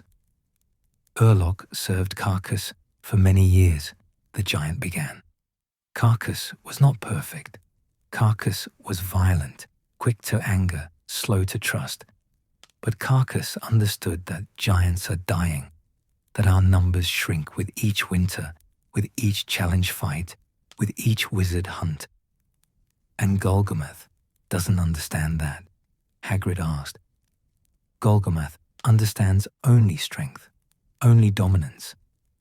Urlock's scarred face was troubled. She sees Wizard Alliance as a path to glory, to proving giant power. She does not see it as path to extinction. Then why don't you challenge her? Maxime asked. You are respected, experienced. Urlock laughed, a bitter sound. Urlock is old, was strong once, yes. But Golgamath would break these old bones like kindling. No, Urlock's time for challenges is past. But Urlock can still think, still remember, still know that Dumbledore's words carried truth. Hope kindled in Hagrid's chest. fragile as a candle flame. Are there others who think like ye do? Some. Urlok held up gnarled fingers, counting. Vrak, who lost 3 sons in the last wizard war. Thora, who remembers when giants were more than scavengers in mountains. Young Cormac, who has not yet learned to love violence more than life. He paused. Perhaps 5 or 6 others who might listen. Not many. Not enough to challenge Golgamath, but enough to choose differently. What are you saying? Hagrid asked, though he thought he understood. Urlok is saying that not all giants must follow Golgamath. Some can choose peace, choose neutrality, choose to survive rather than die gloriously in wizard wars. The old giant's eyes met Hagrid's, but they will need somewhere to go. Cannot stay in Valley once Golgamath leads others to war. She will kill dissenters before she marches. Maxime stepped forward, her expression intent. Dumbledore can help with that. Safe places, remote enough that giants can live without wizard interference, protected enough that they will not be hunted. Pretty promises again, Urlok said, but his tone was questioning rather than dismissive. Not promises, Hagrid said firmly. Dumbledore's already been working on it. Lands in Scotland, far north where few wizards go. Ancient forests where giants could live. Would need to stay peaceful. Couldn't raid wizard settlements, but you'd be left alone, protected. It wasn't much. A handful of giants choosing survival over glory, accepting exile from their own kind to live quietly in remote corners of Britain. It wasn't the alliance Dumbledore had hoped for, wasn't the shift in giant culture that might have changed everything, but it was something. It was lives saved. It was hope, however small. Urlok will speak to the others, the old giant said slowly. We'll tell them of this offer. Cannot promise they will come. Giants are proud, even in dying, but Urlok will try. That's all we can ask, Hagrid said, his throat tight. Urlok rose, his joints creaking audibly. 3 days. In 3 days, those who choose peace will come to this place at dawn. Golgamath marches with Death Eaters in 4 days. She will not notice a few missing giants until too late. We'll be here, Maxime promised. The old giant turned to leave, then paused. Fridwulfa spoke of you once. Her son, she said. He hesitated, searching for words. She said leaving you was hardest thing she ever did. That part of her died when she came back to mountains, but she could not live in Wizard World, was too much giant in her. Hagrid couldn't speak, couldn't breathe. His mother had thought of him, had regretted leaving. It didn't excuse what she'd done, didn't heal the wound of abandonment, but it was something. A small light in a dark place. Thank you, he managed, for telling me that. Urlok nodded and disappeared into the darkness, his footsteps fading into the night.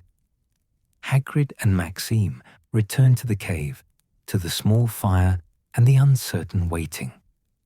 Maxime brewed tea from their supplies, and they sat in silence, processing what had just happened. It is not what we hoped for, Maxime said finally. No, Hagrid agreed, but it's not nothing either.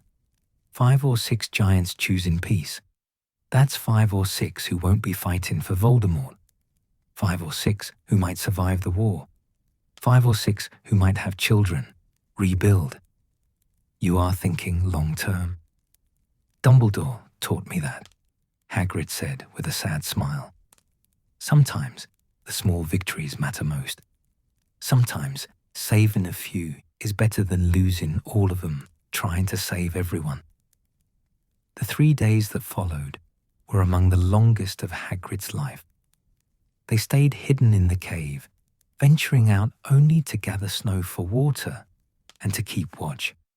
Once they saw Death Eaters flying overhead on broomsticks, black shapes against the grey sky.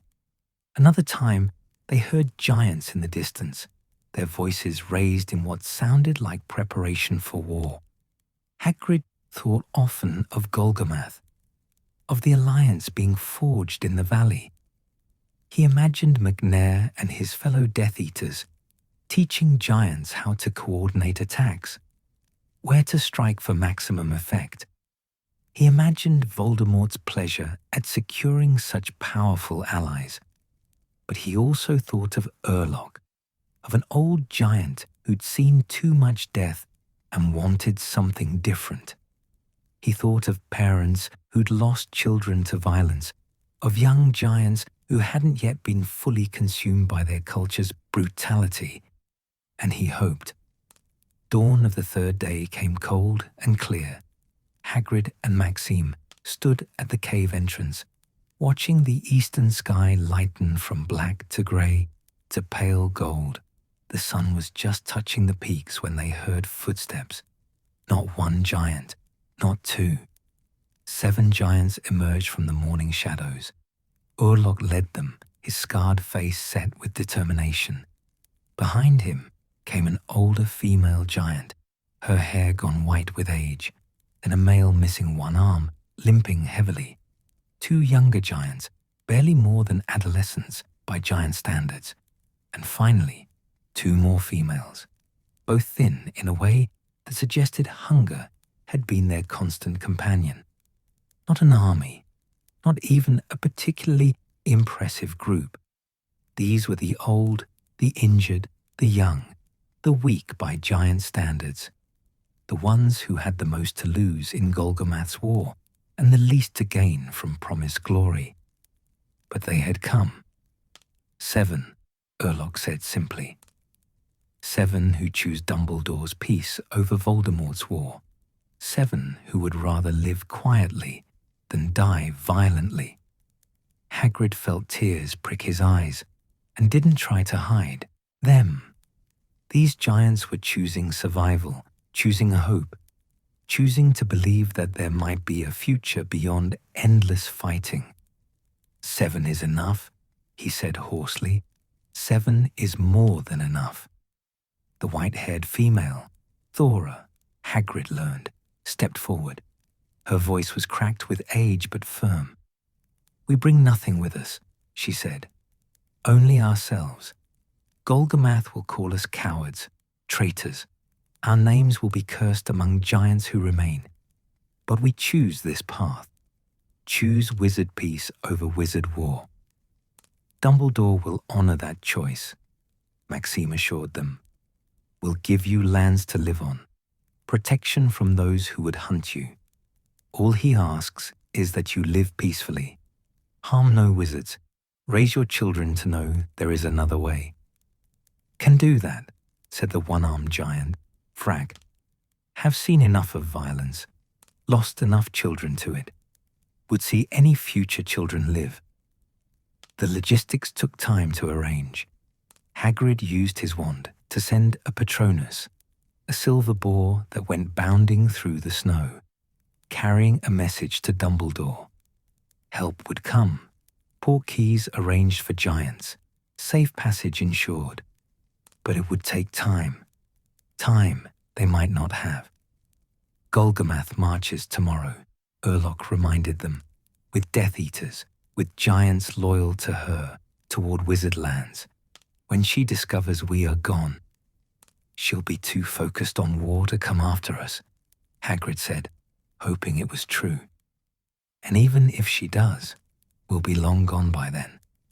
They spent that day in the cave and the surrounding area, 7 giants and 2 half-giants waiting for rescue. The giants told stories, not of battles and glory, but of the old days, of giant settlements before the wars, of crafts and songs nearly forgotten, of a culture slowly dying in these frozen mountains.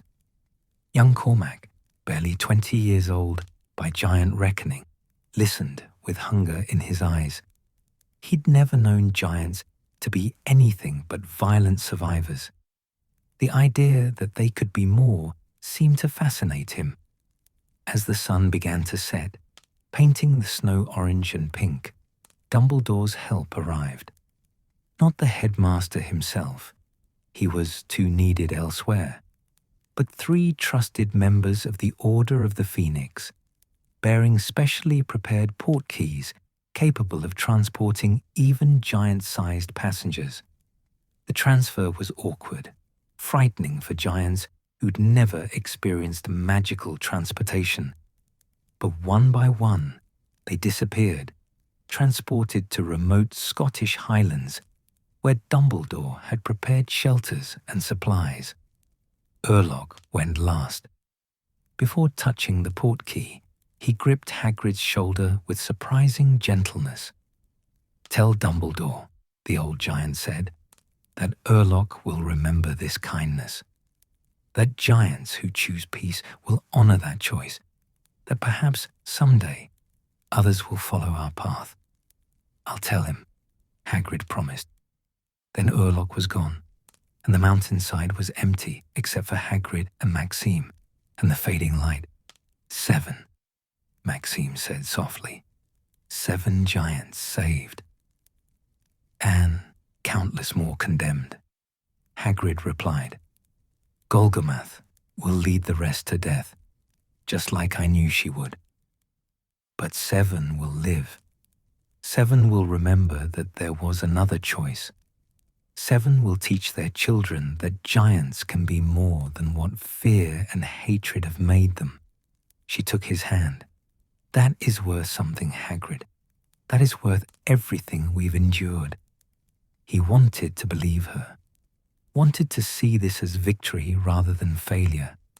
7 giants choosing peace while dozens more marched to war. Was that success? Or just a footnote to a larger tragedy? But as they prepared to leave these mountains forever, as they gathered their few belongings and prepared for the long journey home, Hagrid thought of Urlock's scarred face, of Thora's determination, of young Cormac's hope. 7 embers of hope in a world rushing toward darkness. It would have to be enough. The journey down from the mountains took 5 days. They could have used magic to speed their passage, portkeys or side-along apparition once they were far enough from giant territories. But neither Hagrid nor Maxime seemed eager to rush. The descent gave them time to process what had happened, to carry the weight of their mission's partial success and overwhelming failure. The first 2 days passed in near silence. They walked through landscapes that shifted from barren peaks to sparse forests, following paths that existed more in memory than reality. The temperature rose gradually as they descended, the brutal cold of the high mountains giving way to merely freezing, then to the sharp chill of late autumn. At night, they made camp in whatever shelter they could find, caves, overhangs, once in the ruins of what might have been a shepherd's hut generations ago. Hagrid built fires with magic and mundane skill combined, and they ate in silence, each lost in their own thoughts. On the 3rd morning, as they broke camp beside a half-frozen stream, Maxime finally spoke of what had been hanging between them. "You are blaming yourself," she said. It wasn't a question. Hagrid continued packing their supplies, not meeting her eyes. Should have done more, found better arguments, somehow convinced Golgamath. Golgamath could not be convinced, Maxime interrupted firmly. She wanted war, wanted violence. Nothing you said would have changed that. Maybe if I'd been faster, if I'd talked to Urlock earlier, gotten to the other giants before the Death Eaters arrived, then perhaps Carcass would still be alive, and the result would be the same. Or perhaps Golgamath would have challenged earlier, and we would have had even less time. She moved to stand in front of him, forcing him to look at her. "Hagrid, you cannot carry this. We did what we could.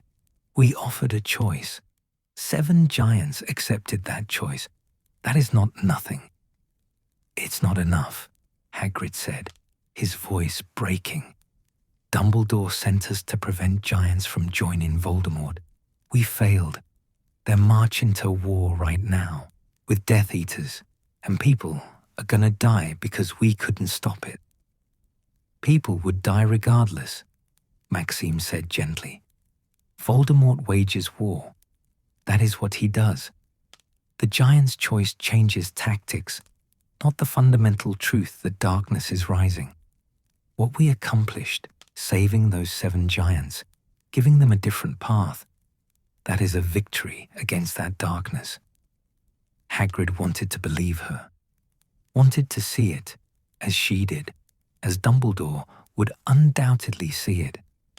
But all he could think of was Golgamath on that blood-spattered throne, Death Eaters at her side, planning attacks on wizard communities.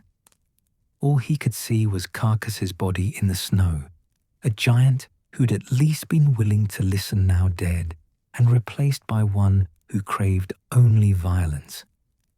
They resumed walking, and as the day wore on, Hagrid found himself talking about his mother, about the hollow place her absence had left in his life, about the strange mixture of grief and relief he felt knowing she'd thought of him, that leaving hadn't been easy for her, even if she'd done it anyway. "She died fighting over scraps," he said as they navigated a rocky slope. "That's what Golgamath said. My mother, who left me to return to her people, died like an animal over food. And part of me," his voice caught, "part of me is almost relieved I never saw her again. Never had to reconcile the mother I remembered with what she'd become in those mountains." "Perhaps she became that way because she had to," Maxime offered. "To survive in that culture, that environment. Perhaps the Fridwulfer who left you was different from the one who died, changed by necessity. Does that make it better or worse? Neither. It simply makes it true." Maxime's own voice carried weight, and Hagrid realized she was speaking from her own experience. "I understand, you know. The difficulty of being caught between worlds. Too giant for wizards, too wizard for giants. Never quite belonging in either place." They'd never spoken directly about their heritage before, had maintained the polite fiction that they were simply unusually tall wizards. But here, on this mountain path, with no one to overhear, the truth felt necessary. "Do you ever wish you were one or the other?" Hagrid asked. "Fully wizard or fully giant would make things simpler." "Simpler, perhaps, but not better." Maxime paused to catch her breath, the altitude still affecting them despite their descent. "I am what I am, both and neither. It gives perspective, understanding both what wizards fear and what giants endure. That perspective allowed us to speak to giants as no full wizard could, to understand Urloc's reasoning, to recognize the possibility of saving even a few." She was right, Hagrid realized. A full wizard never would have gotten as far as they had, would never have survived the initial approach, never would have understood the nuances of giant culture well enough to navigate it. Their mixed heritage, the thing they'd both spent lifetimes hiding or downplaying, had been essential to whatever success they'd achieved. On the 4th day, they reached the edge of the wizarding world, a small settlement where magical folk traded with Muggle communities, careful to maintain the statute of secrecy, but existing in that liminal space between worlds. They bought hot food at an inn, their first real meal in weeks, and Hagrid sent another Patronus to Dumbledore with an update on their location. The innkeeper, a wizened witch who asked no questions, gave them a room with 2 beds and a fire that burned with green flames. Maxime collapsed onto her bed with a groan of relief, and Hagrid realized how exhausted they both were. Not just physically, though the mountain trek had taken its toll. Emotionally, spiritually, the weight of what they'd witnessed, what they'd lost and saved, had ground them down. "Tomorrow," Maxime said, her eyes already closing. "Tomorrow we can face Dumbledore's questions. Tonight we rest."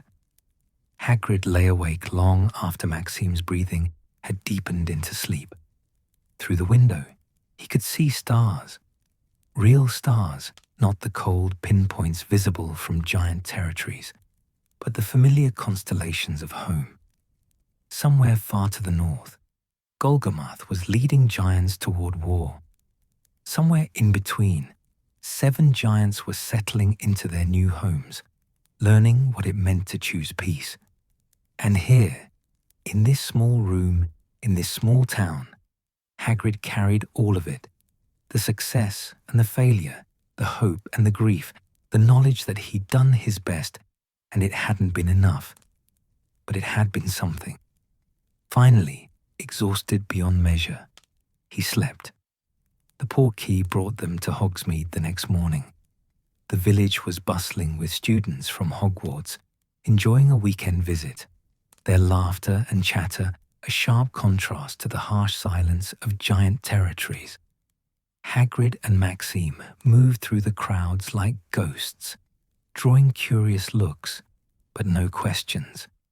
The walk up to Hogwarts felt longer than Hagrid remembered. The castle rose before them, familiar and beloved, its towers reaching toward grey winter skies. Students dotted the grounds, some having snowball fights, others walking in pairs or groups, still others hurrying between buildings with armloads of books. Normal, safe, home. The contrast with what they'd left behind was almost physically painful. Professor McGonagall met them at the castle entrance, her expression carefully controlled, but her eyes sharp with concern.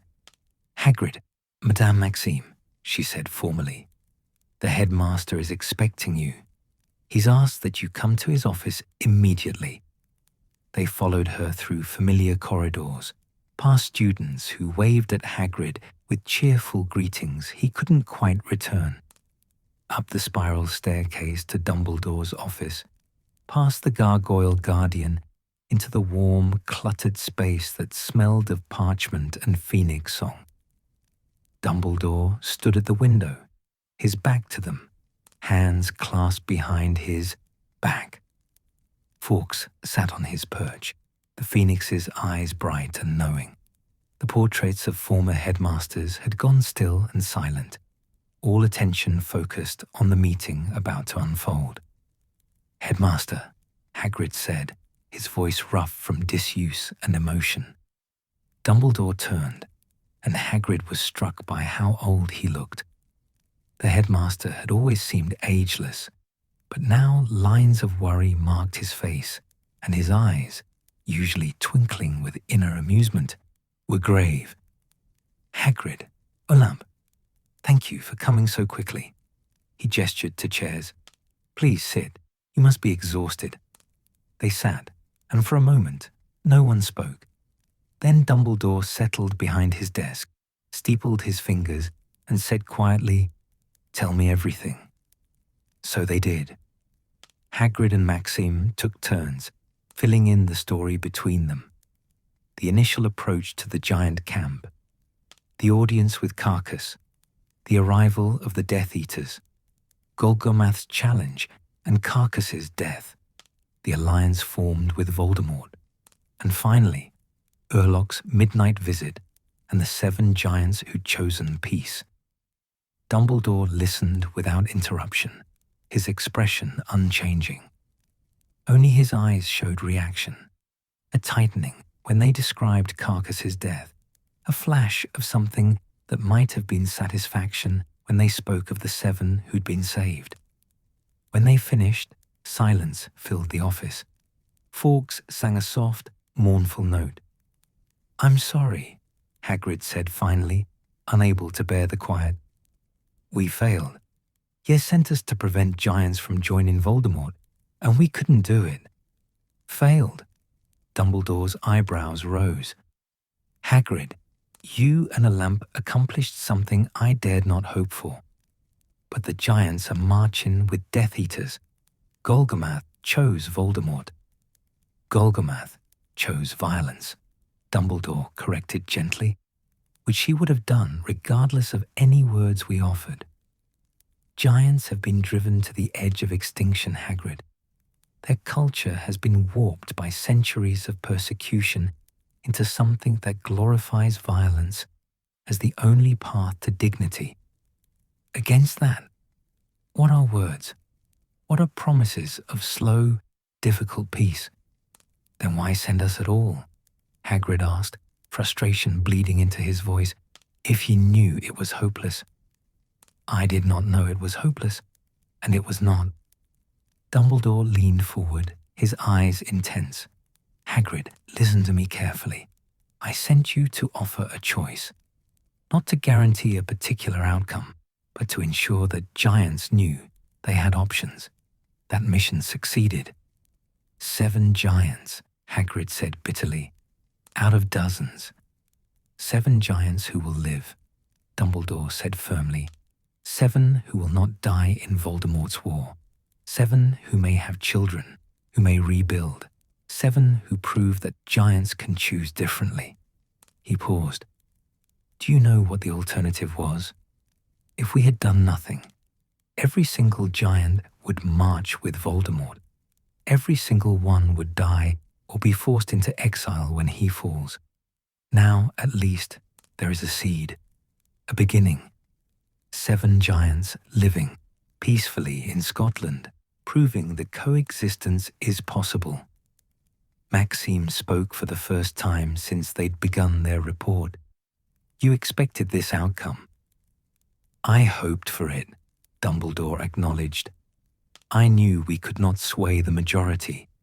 Their hatred of wizards runs too deep, and frankly, they have earned that hatred through our centuries of persecution. But I believed that some might choose survival over glory, that some might be willing to try a different path. You gave them that opportunity and 7 took it. That is not failure, my friends. That is victory snatched from very difficult circumstances." Hagrid felt something loosen in his chest. The guilt and grief were still there, would be there for a long time, he suspected. But perhaps Dumbledore was right. Perhaps saving 7 was enough. Perhaps offering the choice mattered, even when most chose the darker path. "What happens now?" he asked. "Now we prepare for what is coming," Dumbledore said, his tone sobering. "Golgamath will march with Death Eaters. The Ministry will have to respond. It will be difficult, bloody. Many will die on both sides." He stood, moving to the window again. "But somewhere in Scotland, 7 giants will be safe. 7 will survive. And when this war is over, and it will end, Hagrid, though the cost will be terrible, those 7 will be proof that another way exists." "And the others?" Hagrid asked quietly. "Golgamath and the rest?" "I will do what I can to minimize casualties," Dumbledore said, "but I fear most will die, either in battle or in the retaliation that follows, the very thing we hope to prevent." He turned back to face them. "But that is on Golgamath's head, not yours. You offered them life. She chose death. That choice and its consequences belong to her." Fawkes sang again, a rising melody that spoke of hope and renewal. The Phoenix's song filled the office, beautiful and heartbreaking. "The 7 giants you saved are settling in well. Dumbledore continued. Urlog has already begun teaching the younger ones, Cormac especially, about giant history that predates the wars. Thora is sharing songs I thought lost forever. They're beginning to build something new. That's something, at least, Hagrid said. It is everything, Dumbledore corrected. It is hope. It is proof that change is possible. It is the seed from which, someday, a new giant culture might grow. He smiled, and some of the old twinkle returned to his eyes. You have done well, both of you, better than you know, and I am profoundly grateful. McGonagall, who'd remained silent throughout, stepped forward. You should rest, both of you. Madame Pomfrey can provide something for exhaustion, and I'm sure Madame Maxime would appreciate quarters more comfortable than mountain caves. Thank you, Minerva, Maxime said, with a tired smile. As they rose to leave, Hagrid paused. Professor, what about my mother, Fridwulfa? Did you know she'd died? Dumbledore's expression softened with compassion. I had heard rumors, yes. I am sorry, Hagrid. I know that despite everything, she was still your mother. Urlog said she spoke of me, said leaving me was the hardest thing she'd ever done. I do not doubt it, Dumbledore said gently. Love is not always simple, Hagrid. Sometimes it means letting go, even when doing so breaks our hearts. Your mother loved you in the only way she could, by giving you a chance at a life she could never provide. Hagrid nodded, not trusting himself to speak. The grief was still there, still raw. But perhaps it could coexist with understanding. Perhaps he could mourn the mother he'd lost while honoring the choice she'd made. That evening, Hagrid sat in his hut with Fang at his feet and a cup of tea growing cold in his hands. Through the window, he could see Hogwarts rising against the twilight sky, its windows glowing with warm light. Students would be in their common rooms now, studying or gossiping or simply enjoying being young and alive. They had no idea what was coming, the war that would sweep through their world, the battles that would be fought, the lives that would be lost. Giants marching with Death Eaters was just one piece of a larger, darker puzzle. But they also had no idea about 7 giants choosing peace, about Urlog teaching Cormac the old songs, about Thora sharing stories of what giants had been before hatred consumed them, about the small, fragile hope being nurtured in remote Scottish highlands. The world was full of darkness, but it was full of light too, if you knew where to look. A knock came at the door, and Maxime entered without waiting for invitation. She carried a bottle, not Ogden's fire whiskey, but a French wine that looked expensive and probably was. I thought you might appreciate some company, she said. Always, Hagrid said, finding a smile, though I'm not much of a wine drinker. Then it is time you learned. She poured 2 glasses, settled into the chair across from him. To small victories. To small victories, Hagrid echoed, raising his glass. They drank in comfortable silence, watching the fire burn low and the stars emerge above the forbidden forest. Outside, the world turned toward war. But here, in this moment, 2 people who journeyed into the mountains and back carried the knowledge that they'd done what they could. It hadn't been enough to save everyone, but it had been enough to save some. And in dark times, sometimes, that had to be enough.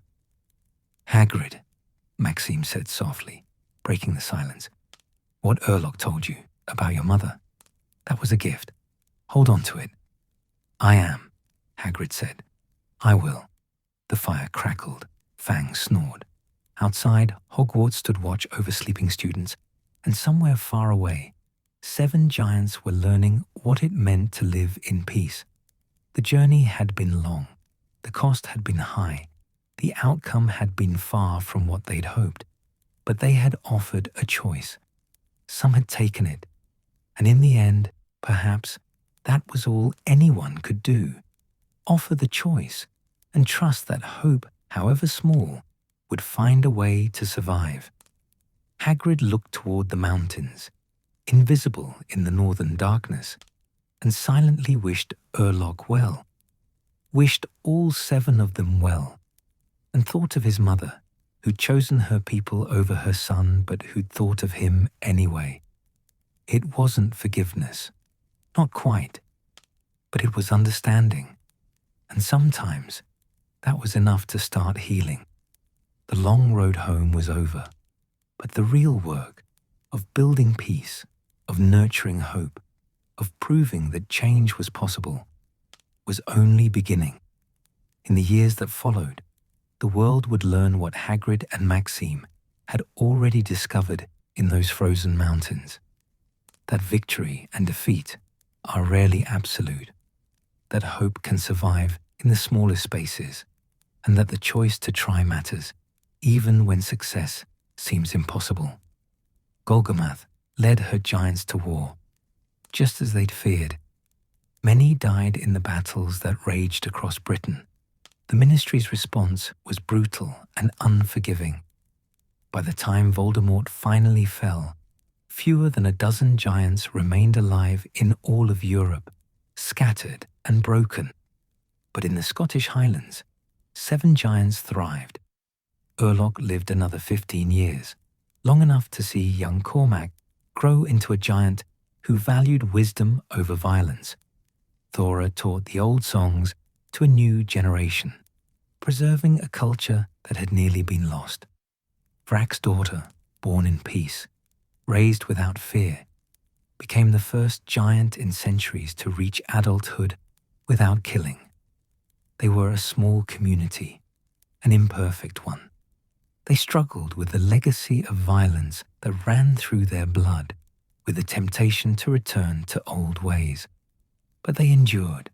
They chose, again and again, the harder path of peace.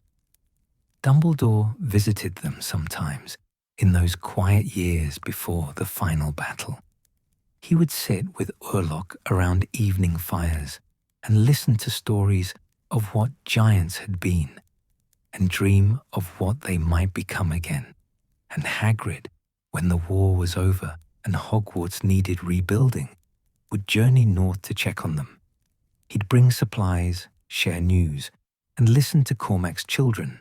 Yes, children, 2 of them. Laugh as they played in mountain streams. His mother's people, not all of them, not even most of them, but some. And in the end, Hagrid learned some was enough. 7 giants choosing peace hadn't stopped a war, but they'd proven that giants could choose peace at all. And that proof, that small, defiant ember of hope, was worth every frozen night in those terrible mountains. Worth the journey, worth the grief, worth everything. Because hope, however small, is always worth fighting for. And sometimes, the battles we think we've lost are the ones that matter most.